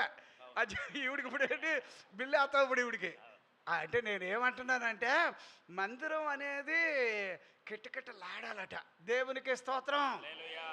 కాకపోతే దుష్టుడు వస్తున్నాడు, వచ్చి నువ్వు కూడా ఆ మందిరంకి వెళ్తున్నావా ఏదో ఆ మందిరం నీ బాబుసం మీద పోయినట్టు అలా ఏడిచేస్తున్నావు ఎందుకు? బోల్డ్ మంది ఎడుతున్నారు మా మందిరానికి. ఎందుకు వెళ్తున్నారు రా బాబా, గుట్ట మీద ఉన్న చర్చికి ఎందుకు వెళ్తున్నారు అంటారు. నేను అంటాను, ఒరే గోతులోకి వెళ్ళినా కూడా అక్కడ చర్చి ఉంటే అక్కడికి వెళ్ళొచ్చు, పైన ఉంటే పైకి వెళ్ళొచ్చు, కానీ మందిరానికి వెళ్ళే వాళ్ళని వెళ్ళనివ్వకుండా చేసే వాళ్ళు ఉంటున్నారు. అదే రోడ్డు ప్రక్కన ఉండే బతుకు. అమ్మ పెట్టదు అడుక్కు తిన్నవదు అన్నట్టుగా వాడు బాగుపడేవాడిని బాగుపడినవాడు. ఇది పెద్ద సమస్య వచ్చింది ఇప్పుడు వీళ్ళ దగ్గర. ఎప్పుడు కూడా సైతాను గారు తిరుగుతాడట, చక్కర్లు కొడతాడు అక్కడే. ఎందుకంటే బాబోయ్ మందిరంకి వెళ్ళిపోతే వీళ్ళు బాగుపడిపోతారు, బాబోయ్ మందిరంకి వెళ్ళిపోయారంటే ఇలా స్థిరపడిపోతారు, బాబోయ్ మందిరంకి వెళ్తే వెళ్ళను కానీ పాటలు పాడితే పాడారు కానీ వాక్యం వినేటప్పుడు మీరు కూర్చోవద్దు అక్కడ. అబ్బా ఈ మ్యూజిక్ వాళ్ళు ఉంటారు చూడండి. సారీ ఈ బ్రదర్ వీళ్ళ గురించి నేను అంటలేదు, ఈ జనరల్గా వీళ్ళకి అలాంటి ప్రాబ్లం లేదు. చాలా చోట్ల నేను చూశాను మ్యూజిక్ వాళ్ళు ఏం చేస్తారంటే పాటలు పాడే వరకు ఉంటారు, తర్వాత వాక్యం అయ్యేటప్పటికి ఆ పత్తా కనిపిస్తే ఒట్టు, ఆ ఏరియాలో ఉంటే ఒట్టు. నయ్య వీళ్ళు ఉన్నందుకు దేవునికి స్తోత్రం. ఇలాగడగానే ఇప్పుడు మ్యూజిక్ వాళ్ళకి వచ్చేసిందా కోపం? వచ్చేస్తుంది, ఎందుకు రాదా? కానీ నేను అంటున్నా, అయితే నేనేమన్నా చాలామంది రోడ్డు ప్రక్కనే అంతే మా పని అయిపోయింది వెళ్ళిపోతాం. కానీ ఎప్పుడు కూడా మీరు చూడండి యేసు ప్రభు ఆఖరి వరకు ఉంటాడట. దేవునికి స్తోత్రం. ధోనిలో కూర్చొని వాక్యం చెప్పాక ఆ ధోని ఆయన్ని పిలిచాడు, అయ్యా ధోని నీదే కదా, థ్యాంక్స్ అమ్మా, మరి నేను వెళ్తాను. నిన్ను చూస్తుంటే నాకు అర్థమైంది. ఏమర్థమైందంటే నువ్వు ఏమీ కూడా ఒక్క చేప కూడా పట్టుకోలేని పరిస్థితిలో ఉన్నట్టున్నావు. ధోని ఇప్పుడు లోపలికి నడిపోయి ఇప్పుడు నువ్వు వల వెయ్యి అని అనగానే, ప్రభువా నేను ఎప్పటి నుంచి నేను చేపలు పడుతున్నానో తెలుసా? ఆయన ఏదో చెప్పబోతుంటే అవన్నీ తర్వాత కానీ ముందు వల వేయ్యా అన్నాడు. వల వేసాక ఎన్ని చేపలు పడ్డాయట? విస్తారంగా పడ్డాడు. పట్టినప్పుడు పోన్లే బాబు ఆయనకి ఏదో చేపలు ఇచ్చాను సరే నేను వెళ్తానని వెళ్ళలేదు. ఆయన అక్కడే తిరుగుతున్నాడట. అక్కడే, అది మీరు లూకాసు వార్త 5వ అధ్యాయంలో చదువుతాం. అక్కడే ఎందుకు తిరుగుతున్నాడంటే ఆయనకు అర్థమైపోయింది యేసు ప్రభు ఈయన, నేనేమో వేరే మనిషిని అని అర్థమైపోయింది. మీరు ఇదే వాక్య భాగాన్ని, ఇలాంటి వాక్య భాగాన్ని యోహాను సువార్త 21లో కూడా మనం ఇదే చదువుతాం. ఊరే ఆయన ఎవరో తెలుసా అంటే యేసు ప్రభు అనగానే గబగబ అందులో సముద్రంలో దూకేశాడట పేతురు గారు. ఏమబ్బా యేసయ్య ఎవరైనా కూడా చివరి వరకు రక్షించబడాలనేది ఆయనకు కోరిక. అప్పుడు పాపినైనా నన్ను వదిలేసి మీరు వెళ్ళిపోవచ్చు కదా అంటే లూకాసు వార్త 5లో, అరే పాపులను రక్షించడానికి వచ్చాను, నీకు చేపలు కావాలి కానీ నాకు పేతురు కావాలని పేతురుని పట్టుకొని వెళ్ళిపోయాడట. దేవునికి స్తోత్రం. హల్లెలూయా. అందుచేత నేనేమంటున్నానంటే ఈ వాక్యాన్ని కొంచెం మీరు గమనించండి. మీరు రోడ్డు ప్రక్కన ఉంటే కనుక బతకడం కష్టం. సైతానుగాడు తరచుగా వస్తాడు, ఆడపాదడప వస్తాడు, అట్లాక్కుపోతాడు, ఇట్లాక్కుపోతాడు, ఎట్టేటో చేస్తాడు. చివరికి నువ్వు మధ్యలోనే నీ బ్రతుకు ఏది దైవికంగా కాకుండానే పరలోకంలో నిరంతరము పరిశుద్ధులతో దేవదూతలతో ఏమంటే కెరూబుల మధ్యలో గాన ప్రతిగానాల మధ్యలో దేవాది దేవునిని కొనియాడగలిగిన ఆ స్థాయి కోల్పోయి మధ్యలోనే నీ బ్రతుకు ఇలాగ వెళ్ళిపోతే కనుక బాగోలేదు. రెండో వాక్యానికి వెళదాం. అదే మత్తయి సువార్త 13వ అధ్యాయం. సార్ ఇప్పుడు 13వ అధ్యాయంలో ఎన్నో వచనము అని అంటే 5వ వచనం ఒకసారి చదువుతారా? 5వ వచనాన్ని ఒకసారి చదవండి. కొన్ని చాలా మన్ను లేని రాతి నేలను పాడాను.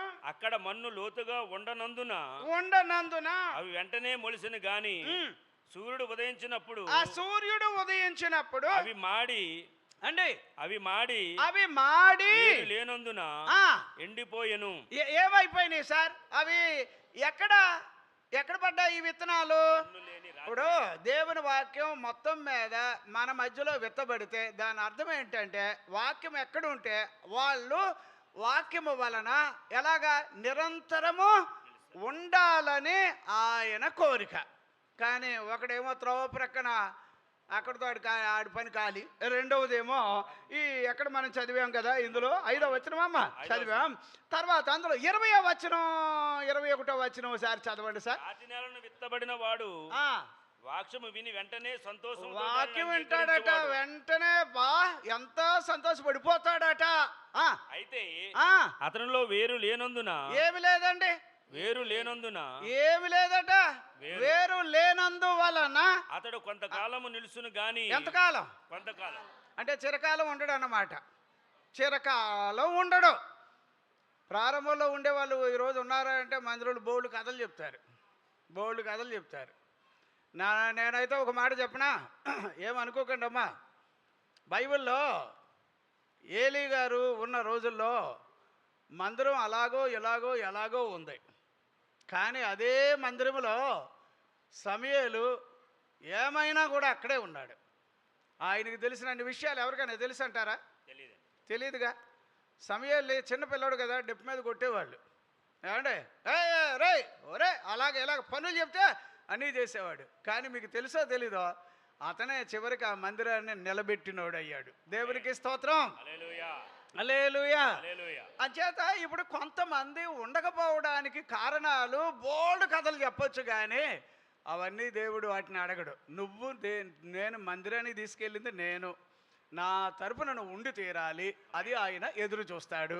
ఇప్పుడు వీళ్ళకి ఏమి లేనందువల్లట వేరు లేరు. వేరు లేకపోవడానికి కారణం ఏమంటున్నారు? అప్పుడు కంటిన్యూ చేయండి. ఇప్పుడు వాక్యము నిమిత్తము శ్రమ అయినను హింస అయినను 20 ఎన్నో వచనం చదువుతున్నా, 20-21 వచ్చిన మళ్ళీ చదవండి సార్.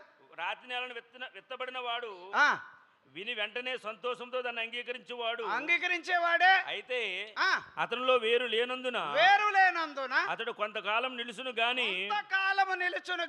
వాక్యము నిమిత్తము శ్రమ అయినను ఏమైందండి?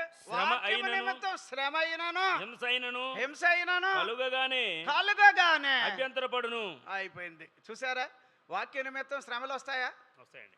ఏసై పేరు మీద నా నిమిత్తం జనులెల్ల మిమ్మను నిందిస్తారు, హింసిస్తారు, మీ మీదల్లా చెడ్డ మాటలు పలుకుతారు. పలుకుతే కూడా నిలబడే వాళ్ళు కావాలట.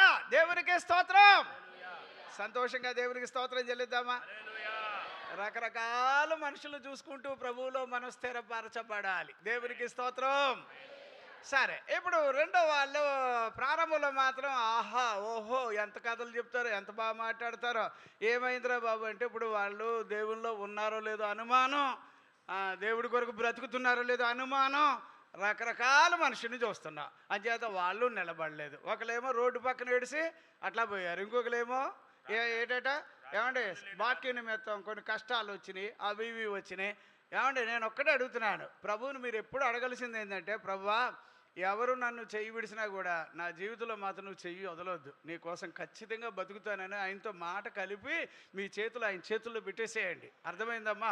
ఎవరు మనల్ని వదిలేసినా, ఎవరు పలకరించినా, పలకరించకపోయినా, అయినోడు కానోడులాగా ఉన్నా, కానోడు అసలు కాకుండా పోయినా, నువ్వు మాత్రం యేసు ప్రభువుని దర్జాగా నమ్మొచ్చు. ఎందుకంటే ఆయన తన బిడ్డలను చెయ్యి విడవడానికి ఆయనకు ఇష్టం ఉండదు. 12వ అధ్యాయం 1వ సమూయేలు 22వ వచనంలో మీరు చదివితే గనక, తన ప్రజలుగా మీరు ఉండడం వలన ఆయన మిమ్మల్ని వదులుకోవడం ఆయనకి ఇష్టం లేదు అని అంటాడు. దేవునికి స్తోత్రం. అంచేత ఈ వాక్యాన్ని కొంచెం మనసులో పెట్టుకొని రెండో వాళ్ళు కొన్ని రకాలైన వాటిని బట్టి దేవునికి దూరం అవుతారట. మూడవది అదే 13వ అధ్యాయానికి రండి సార్. 13వ అధ్యాయం ఇప్పుడు 7వ వచనం చదవండి సార్. 7వ వచనం ఏమని రాశాడు? ముండ్ల పొదలు ఎదిగి సూర్యుడు ఉదయించినప్పుడు అవి మాడి వేరు లేనందు ఎండిపోయిను, కొన్ని ముండ్ల పొదల్లో పడెను. ఎక్కడ పడ్డాయమ్మా? ముండ్ల పొదలు. ఫస్ట్ విత్తనాలు ఎక్కడ పడ్డాయి? త్రోవ ప్రక్కన. అవి నిలవలే. రెండవది రెండవది ఏమని రాశాడు ఇక్కడ? రాతి నేల. ఏ నేల? రాతి నేల. అవి ఊరుకోలే, మేము ఇక్కడ నిలబడతాం అవి అంటే కుదరదు అని చెప్పేస్తే అలాగంటారా అని చెప్పి చచ్చిపోయినాయి. మూడవది ఏంటట? మూడవది ఇక్కడ రాస్తారు ముండ్ల పొదలు. ముండ్ల పొదలు అనగానే అయ్యేం చేస్తాయి? ఖచ్చితంగా మీరు బతికారు కానీ మాకన్నా హైట్ రాకూడదు. మీరు అర్థమవుతుందా? మాకన్నా ఎత్తు ఎదగకూడదు. అసలు మేమే అన్నీ. ఈ ముండ్ల పొదలు ఏం చేసినాయి అంటే, ఇది చూడమ్మా 22వ వచనం ఒకసారి చదవండి సార్. ఏమని రాశాడు అక్కడ? ముండ్ల పొదలలో విత్తబడిన వాడు వాక్యము వినువాడే గాని వాక్యము వినవాడే గాని ఐహిక విచారమును ఏ విచారం అమ్మా? ఐహిక విచారమును ఐహిక విచారం అంటే ఏంటది? లోకానుసారమైన ఐహిక విచారం లోక విచారమా? లోకం కాదు, మీకే బోల్డని విచారం. బాబు రేపు ఏమైపోతానో బాబు, ఏం అవ్వవు నువ్వు. ఖచ్చితంగా దేవుడి చేతిలో ఉన్నావు. ఆయనకి ఏదైనా అయితే అప్పుడు నీకు ఏదైనా అవ్వాలి. ఆయన గట్టిగా నిలబడతాడు, ఆయన స్థిరంగా ఉంటాడు. చాలామంది రేపు ఏమైపోతావు అని చెప్పి ఈ ఏడుపుతోటే ఏమైపోతున్నారట. చాలామంది ఐహిక విచారము ఆ నాన్నగా రేపు ఎలాగ సార్ రేపు అంటూ బతకాలంటే ఎట్లా సార్, ఇలాగ ఉంటారు చూడండి. ఇలాగా ఉండే వాళ్ళంతా కూడా ఏమంటే ముళ్ళతుప్పులు వాళ్ళని. ముళ్ళతుప్పులు అంటే ఏంటబ్బా? ఏమండి పిల్లలకి ఫీజు కట్టేసేయాలి, అవి కొనేసేయాలి. ఇప్పుడు డిసెంబర్ వచ్చేసింది, బట్టలు కొనేసేయాలి. మళ్ళీ జనవరి వచ్చేస్తుంది, మళ్ళీ దానికి బట్టలు కొనేసేయాలి. మళ్ళీ ఇది అవగానే వెంటనే ఫీజు అంటాడు స్కూలోడు, అవి కట్టేసేయాలి.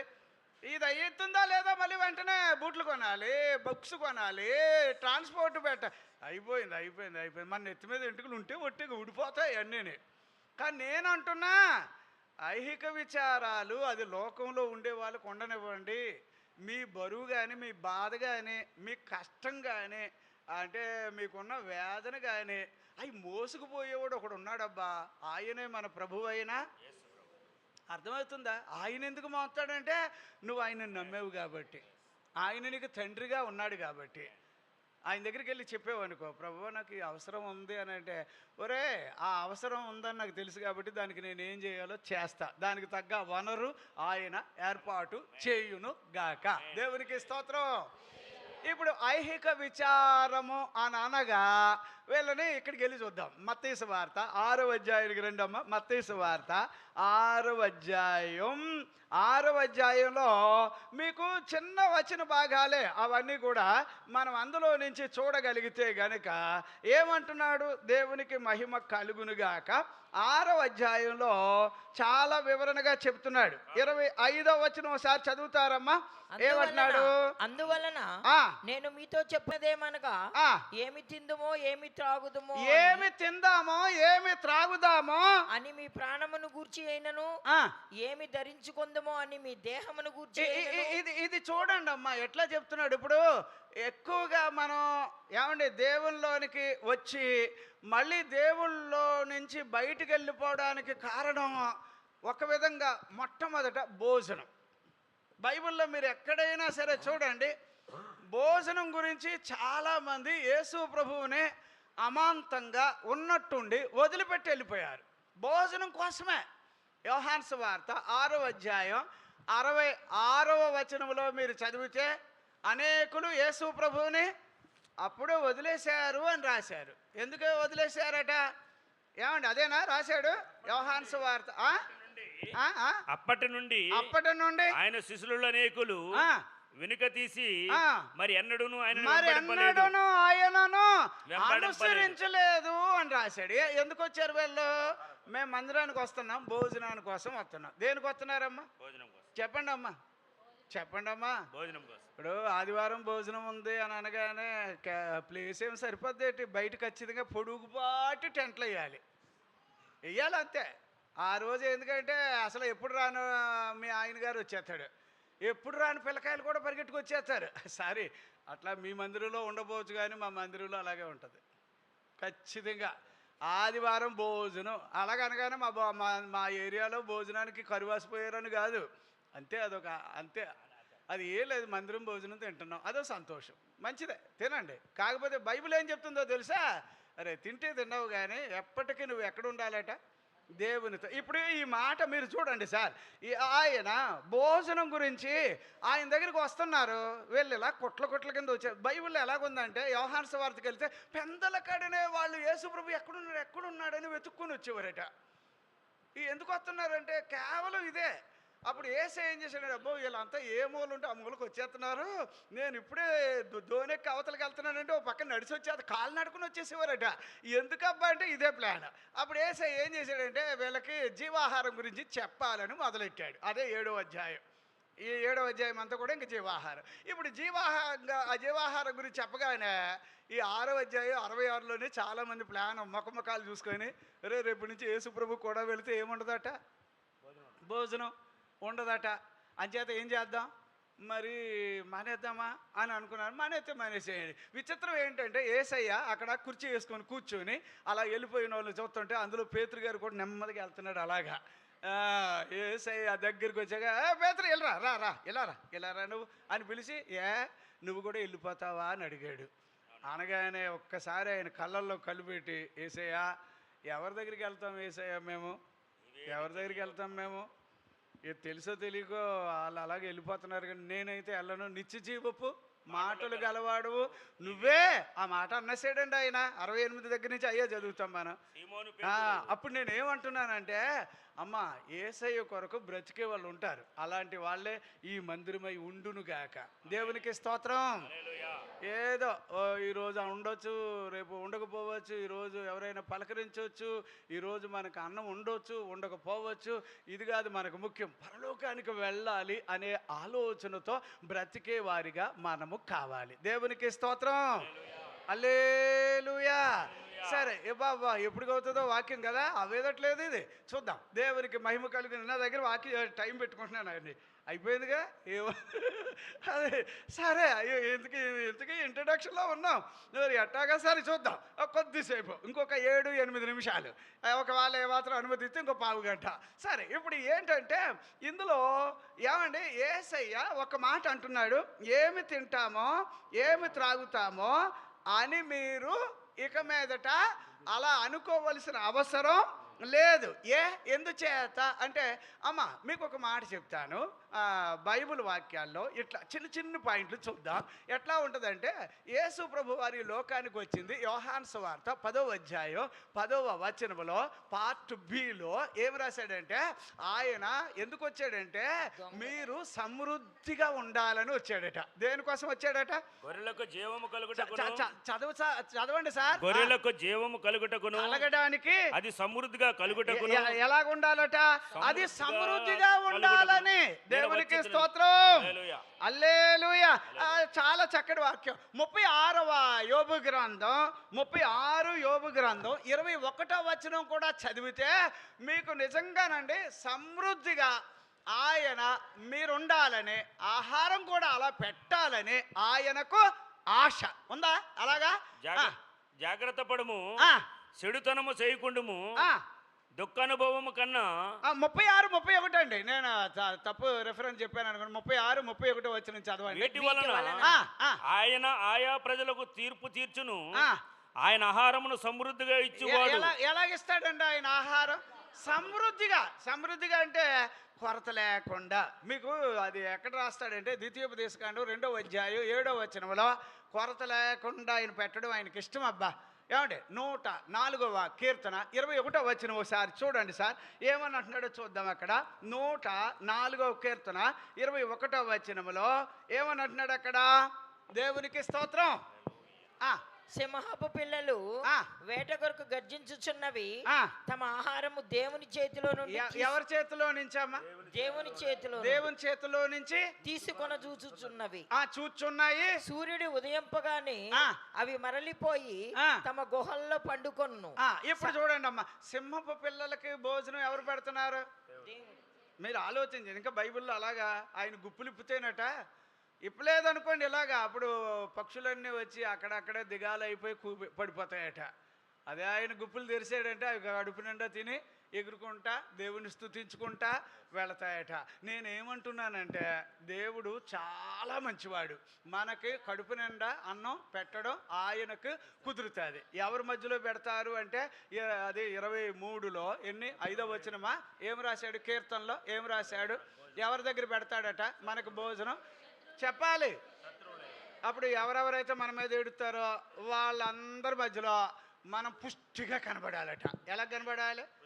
పాపం దావీదు గారు గోతులో పడ్డాడు, అది గాఢాంధకారపు లోయ అని రాశాడు కదా 23లో. అందులో పడ్డవాడు ఎట్టకేకలకి ఆయన దారి చూపిస్తే వెలుగు చూపిస్తే బయటకు వచ్చాడు. బయటికి రాగానే వీళ్ళందరూ అనుకుంటున్నారు, ఒరే ఇప్పుడు మనమంతా చెయ్యి పట్టేసి ఇలా రౌండ్ వేసేసామనుకో, దావీదు ఈ దెబ్బతో ఈ లోపల గాఢాంధకారపు లోయలో పడి ఎన్ని రోజులు బట్టి తిండి తినలేదో ఇప్పుడు బయటకు వచ్చాడు కదా, మనం అంతా ఎటు వెళ్ళనివ్వకుండా ఇదేది చేతులు గట్టి పట్టేసామనుకో ఎటు వెళ్ళడు కదా, అప్పుడు 4-5 రోజుల్లో చచ్చిపోతాడు అనుకున్నారు. కాకపోతే దేవుడు ఏం చేశాడంటే, నాన్న వాళ్ళు అలాగా చేతులు వేసి నేను బయటికి వెళ్ళకుండా చేస్తున్నారుగా, నేను నీకు అన్నం వండుతానని చెప్పి యేసయ్య అన్నం పెట్టాడట. శత్రువులు ఎదుట భోజనం పెట్టడం చూసి దావీదు చచ్చిపోతాడేమో అని వాళ్ళు అనుకుంటే ఎంచక్క పుష్టిగా బలంగా ఉండడం చూసి వాళ్ళకి ఏం అర్థం కాక, ఏటబ్బా మనం అనుకున్నా చచ్చిపోతాడు అనుకుంటే ఇలా దుక్కులాగా ఉన్నాడు, బాగానే ఉన్నాడు అని వాళ్ళు గమనిస్తే ఇతనికి యేసయ్య అన్నం పెడుతున్నారని వాళ్ళకి తెలిసిపోయి వాళ్ళు వదిలేసి వెళ్ళిపోయారట. దేవునికి స్తోత్రం. అంచేత శత్రువులు ఎదుట నువ్వు భోజనం పెట్టడం అది దేవునికి మాత్రమే సాధ్యం. దేవునికి స్తోత్రం. హల్లెలూయా. శత్రువులు అనగానే మనుషులే కనిపిస్తున్నారు కదా మీ మొక్కలకే కదా, అదేనా కదా? శత్రువులు అనగానే ఆ మూల ఒకడు ఉంటాడు, ఆ కిటికీలోంచి ఒకటి చూస్తాడు, ఈ కాదబ్బా వాళ్ళంతా తాత్కాలికంగా. అసలు శత్రువులు ఎవరంటే రోగాలు ఉంటాయి చూడు, అవి అనుకుంటాయి తిను ఇప్పుడు చెప్తే నీ సంగతి అని చెప్తా ఉంటాయి. అంచేత శత్రువులు అనగానే మనకు విరోధంగా రూపించబడిన ఆయుధాలు. అప్పుడు వాటి ఎదుట పుష్టిగా నువ్వు ఆహారం తినాలంటే ఇగో ఆయన అన్నాడు, ఏమని అన్నాడు అని తెలుసా మీకు? ఇక్కడ ఎలా రాశాడంటే, మీరు బాగా గమనించండి, ఆకాశ పక్షుల కంటే మీరు గొప్పవాళ్ళు కాదా? దేవునికి స్తోత్రం. ఆకాశ పక్షుల కంటే మీరు శ్రేష్ఠులు కారంటే దీని అర్థం ఏంటంటారు? వాటికే నేను అన్నం పెడుతున్నానయ్యా, వాటినే నేను పోషిస్తున్నానయ్యా. మీకు నేను ఇలాగ అనగానే వాళ్ళంటే ఏదో వాటికి ఏదో ఆయన పెడతాడు కానీ మరి మాకెక్కడండి అంటే నీకోసమే నేను చెప్తున్నా. ఒకసారి నేను 5 వాక్యాలు చెప్పానండి, ఉదయం నుంచి సాయంత్రం వరకు చెప్తా ఉన్నానండి. చెబుతూ నేనేం చేశానంటే వెళుతూ ప్రభువుని అన్నాను, ప్రభువా ఈరోజు ఎన్ని వాక్యాలు చెప్పాను అని ఆయనకి చెప్తున్నా. 5 రాసుకో, నీ బుక్లో రాసుకో.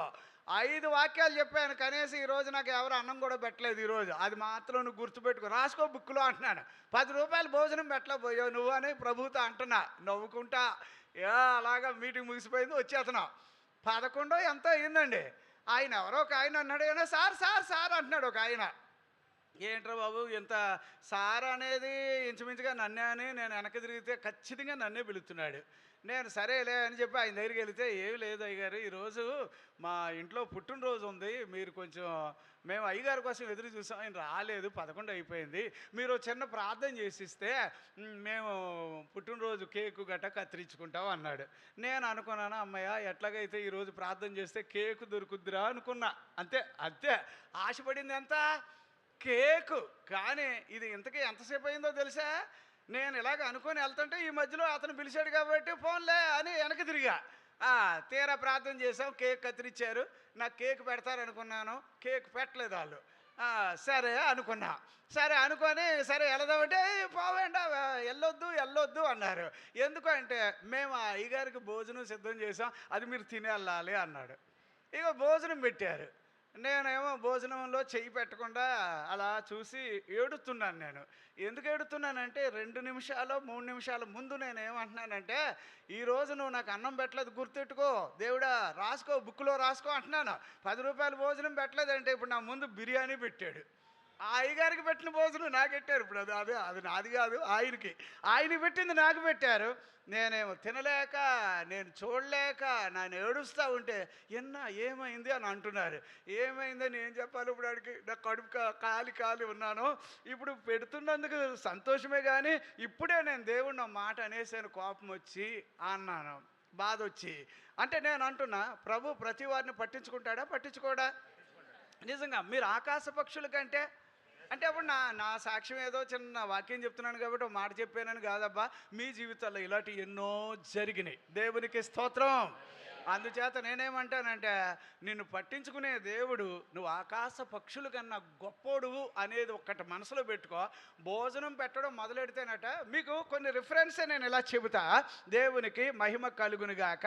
78వ కీర్తనకి రండి సార్, అక్కడ ఏముందో 2 పాయింట్లన్నా చూద్దాం. ఆ తర్వాత దేవుడు అనుమతిస్తే మనం మిగిలిన వాక్య భాగానికి వెళదాం.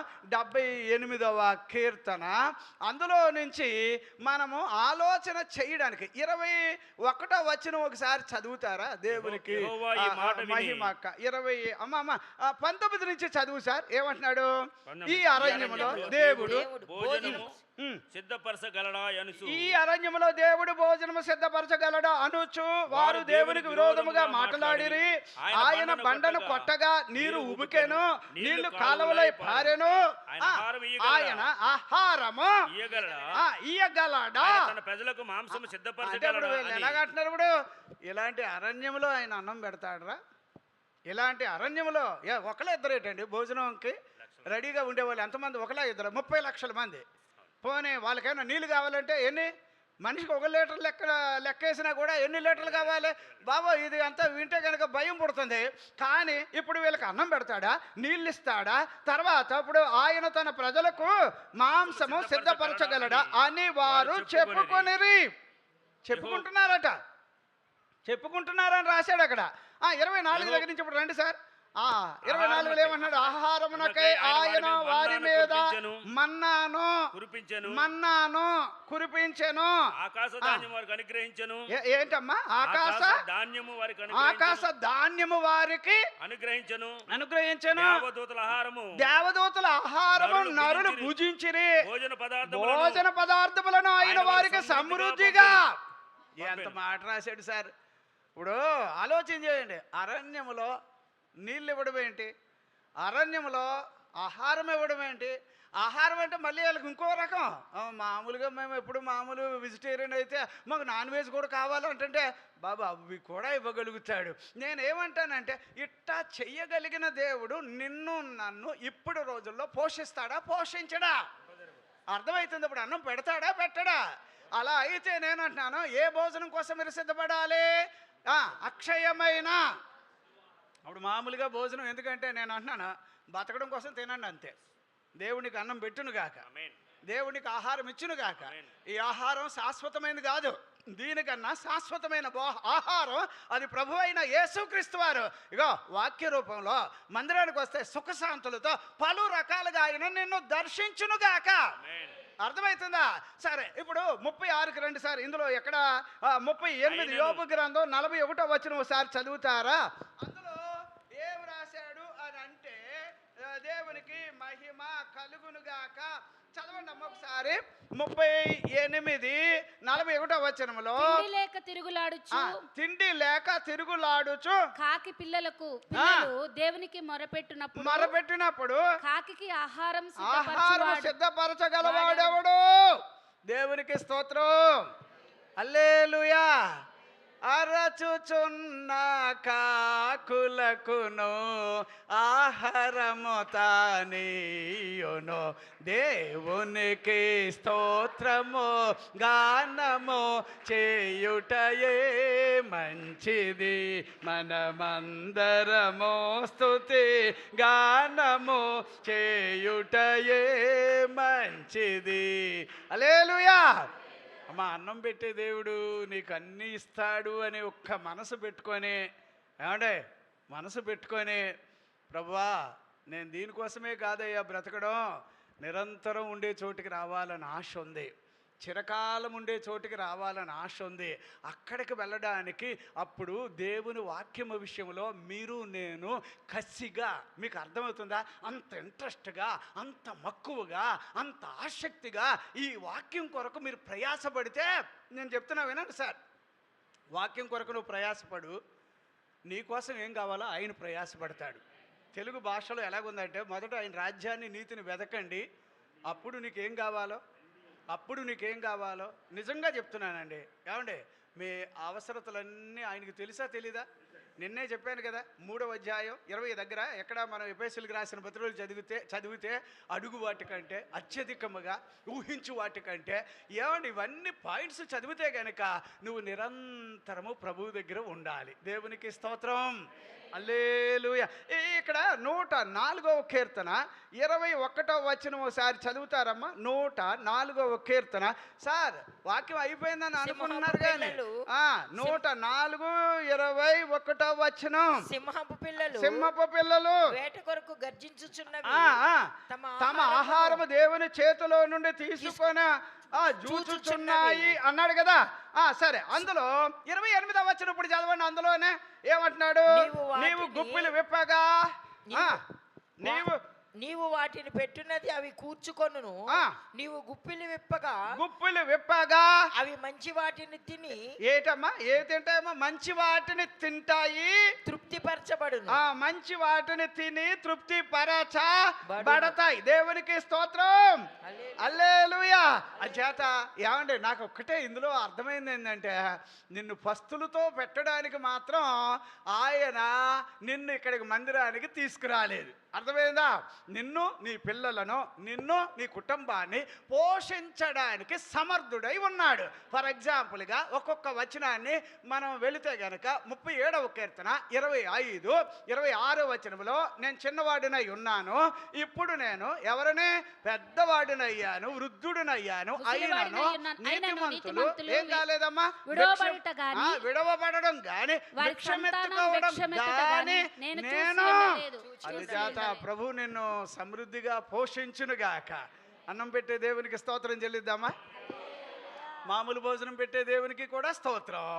చిరకాలము బ్రతికే వారి జీవితానికి తగ్గ భోజనం పెట్టినందుకు దేవునికి స్తోత్రం.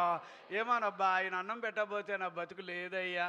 అంచేత నేను అంటున్నా, అమ్మా మీ దగ్గరికి దేవుడు అన్నం తీసుకొస్తున్నాడు అని అంటే ఎట్లాగా?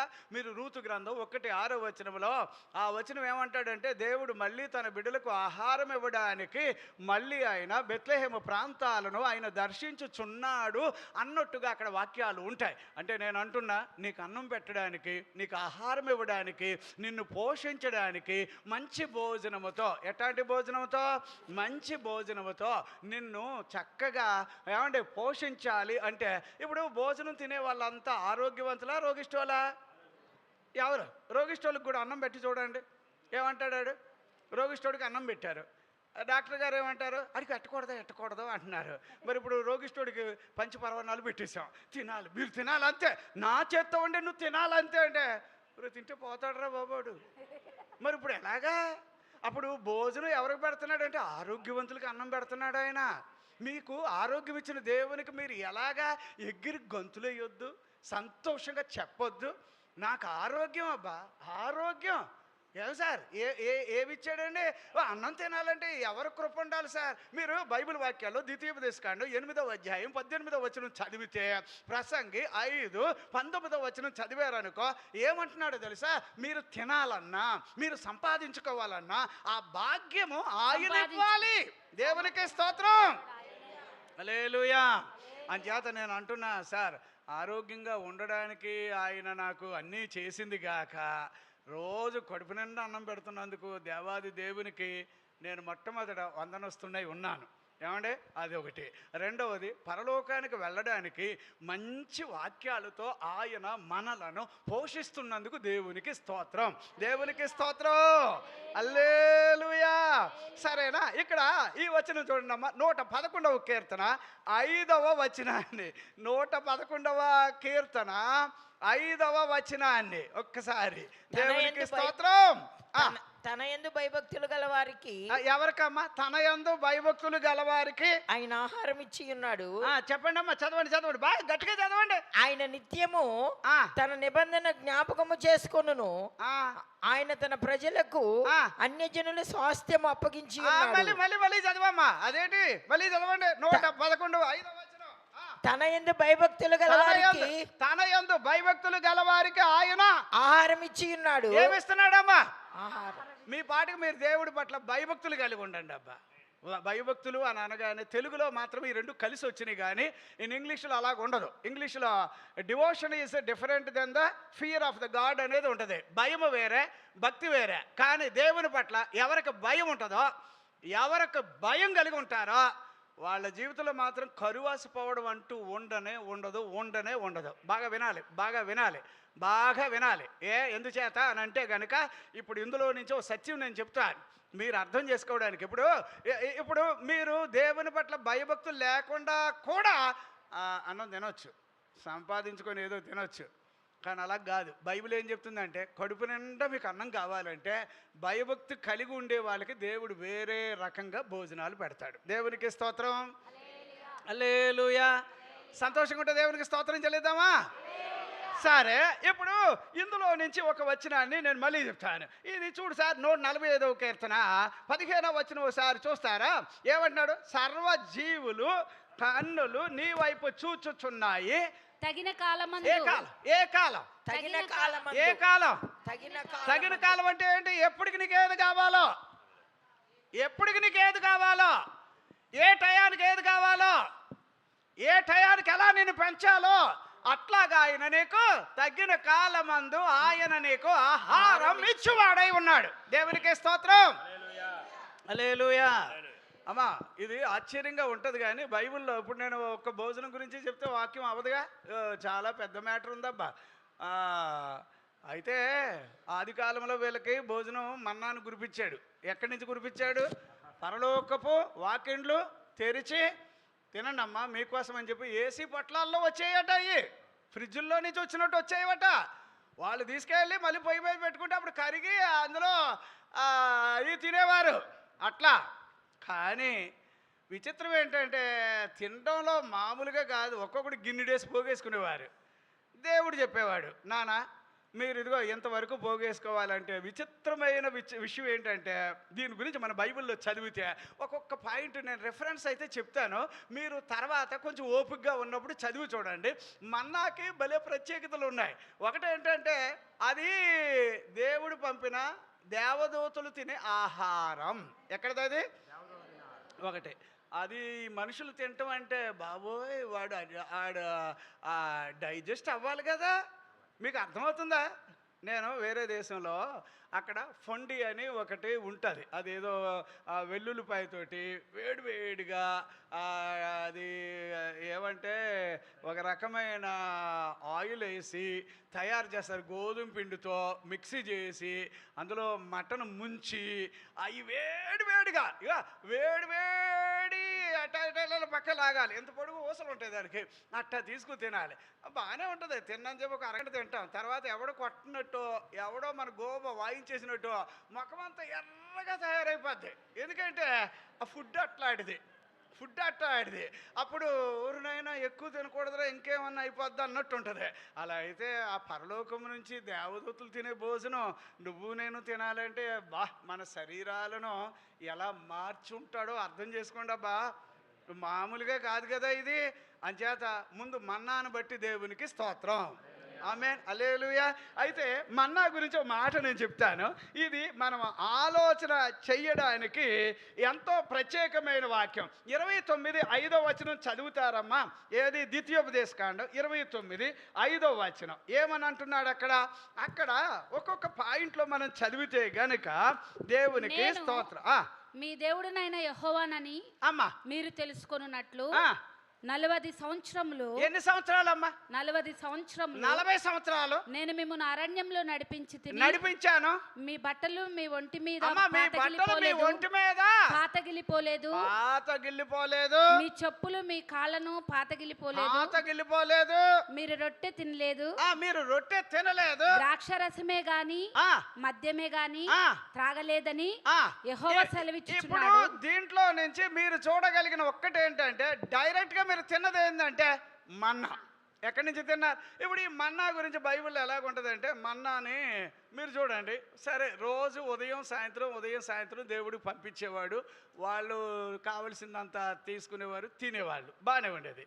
దేవుడు ఏమన్నాడు అంటే అరే మీరు ఎక్కువ పోగేసుకోకండి రా అంటే ఒక్కొక్కరికి అలాగుండేదంటే ఎందుకు పోగేసుకోకూడదని చెప్పి వాడు ఏం చేసేవాడంటే 2 ప్లేట్లు వీడు ఒక్కడే పోగేసేసుకునేవాడు.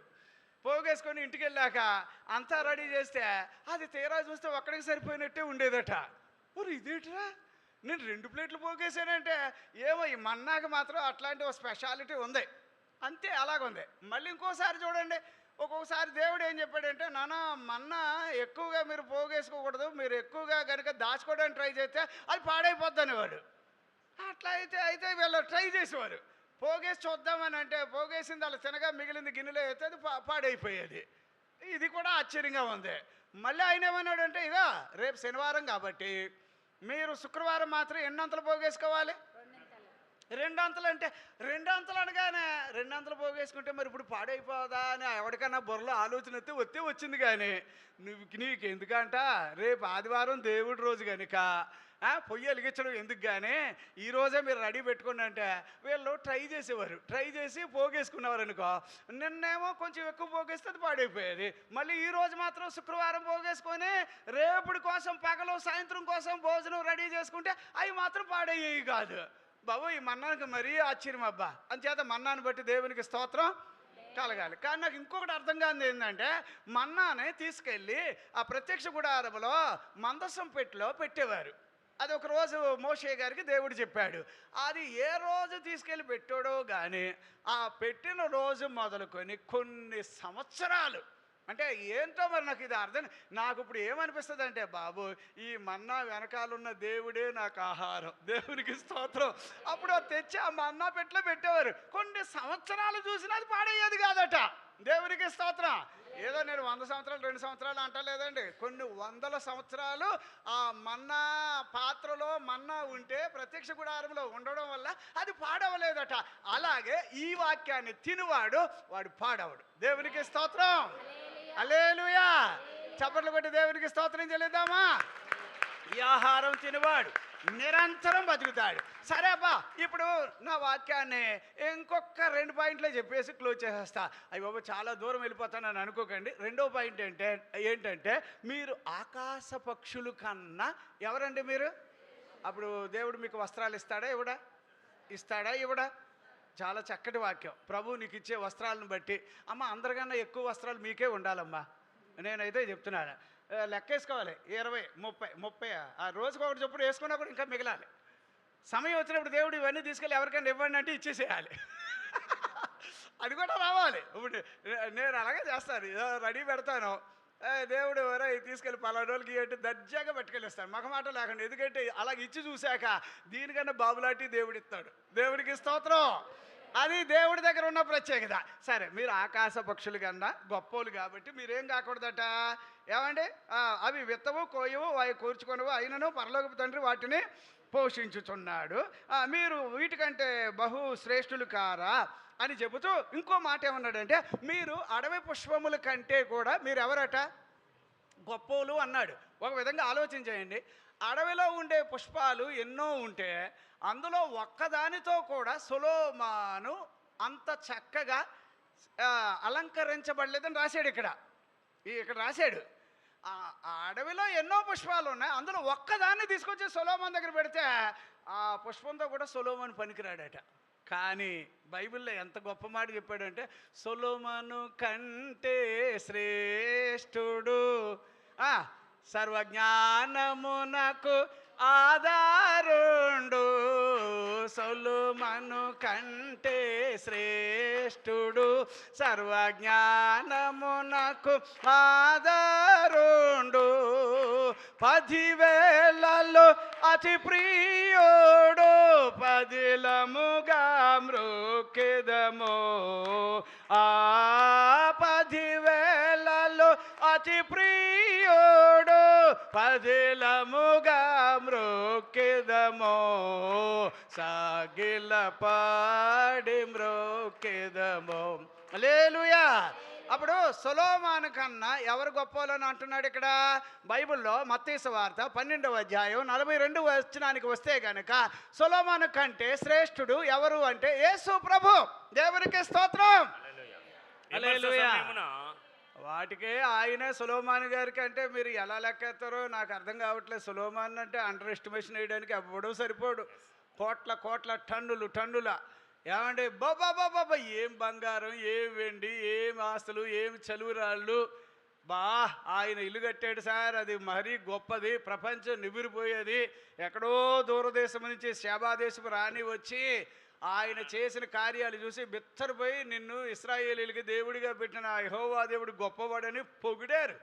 అయితే సొలొమోను కంటే కూడా అడవిలో ఉన్న పుష్పాన్ని అంత అందంగా తయారు చేసి అంత చక్కగా ఆ రంగులు ఇచ్చి ఆ పర్ఫ్యూమ్ లాంటి పరిస్థితులు ఇచ్చి ఆ ఆకర్షణ ఇస్తే ఎంతకన్నా ఏమండి గొప్ప దేవుడు మన ప్రభు అయిన యేసయ్య.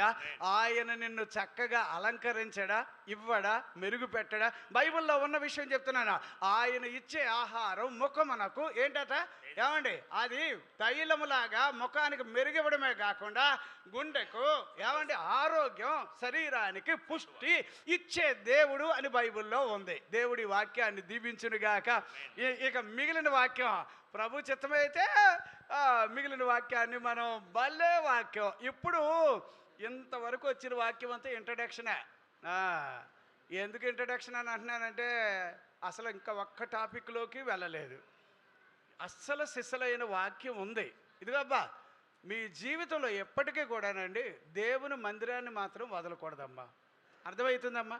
కారణాలు ఉన్నాయి ఇక్కడ, అదొక్కటి మనసులో పెట్టుకోండి. తర్వాత ఇక మిగిలిన దేవుడు నువ్వు చిరకాలం ఉండడానికి పెద్ద పెద్ద ప్రణాళికలు ఆయన దగ్గర ఉంటాయి. దేవుడు ఏదో రకంగా కలలో కానీ దర్శనంలో కానీ అప్పుడో ఇప్పుడు వాక్యాలు చెబుతూ ఉంటే ఇట్లాంటి విషయాలు దేవుడు నీకు నాకు నేర్పునుగాక. ఆమేన్. Praise lord. ప్రభు ఈ వాక్యాన్ని మన వినికిడిలో దీవించునుగాక, ఆశీర్వదించునుగాక. Praise Lord. తనివి తీరా ఈ వాక్యాలు ఇంకా మనం వినాలి, నేర్చుకోవాలి. ప్రభు మనకి కృప చూపునుగాక.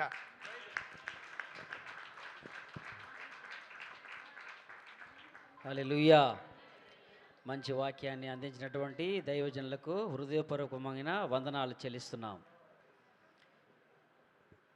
మంచిది. సమయంలో మరి మోకరించినట్లయితే ప్రతి ఒక్కరము ప్రార్థన చేసుకుందాం.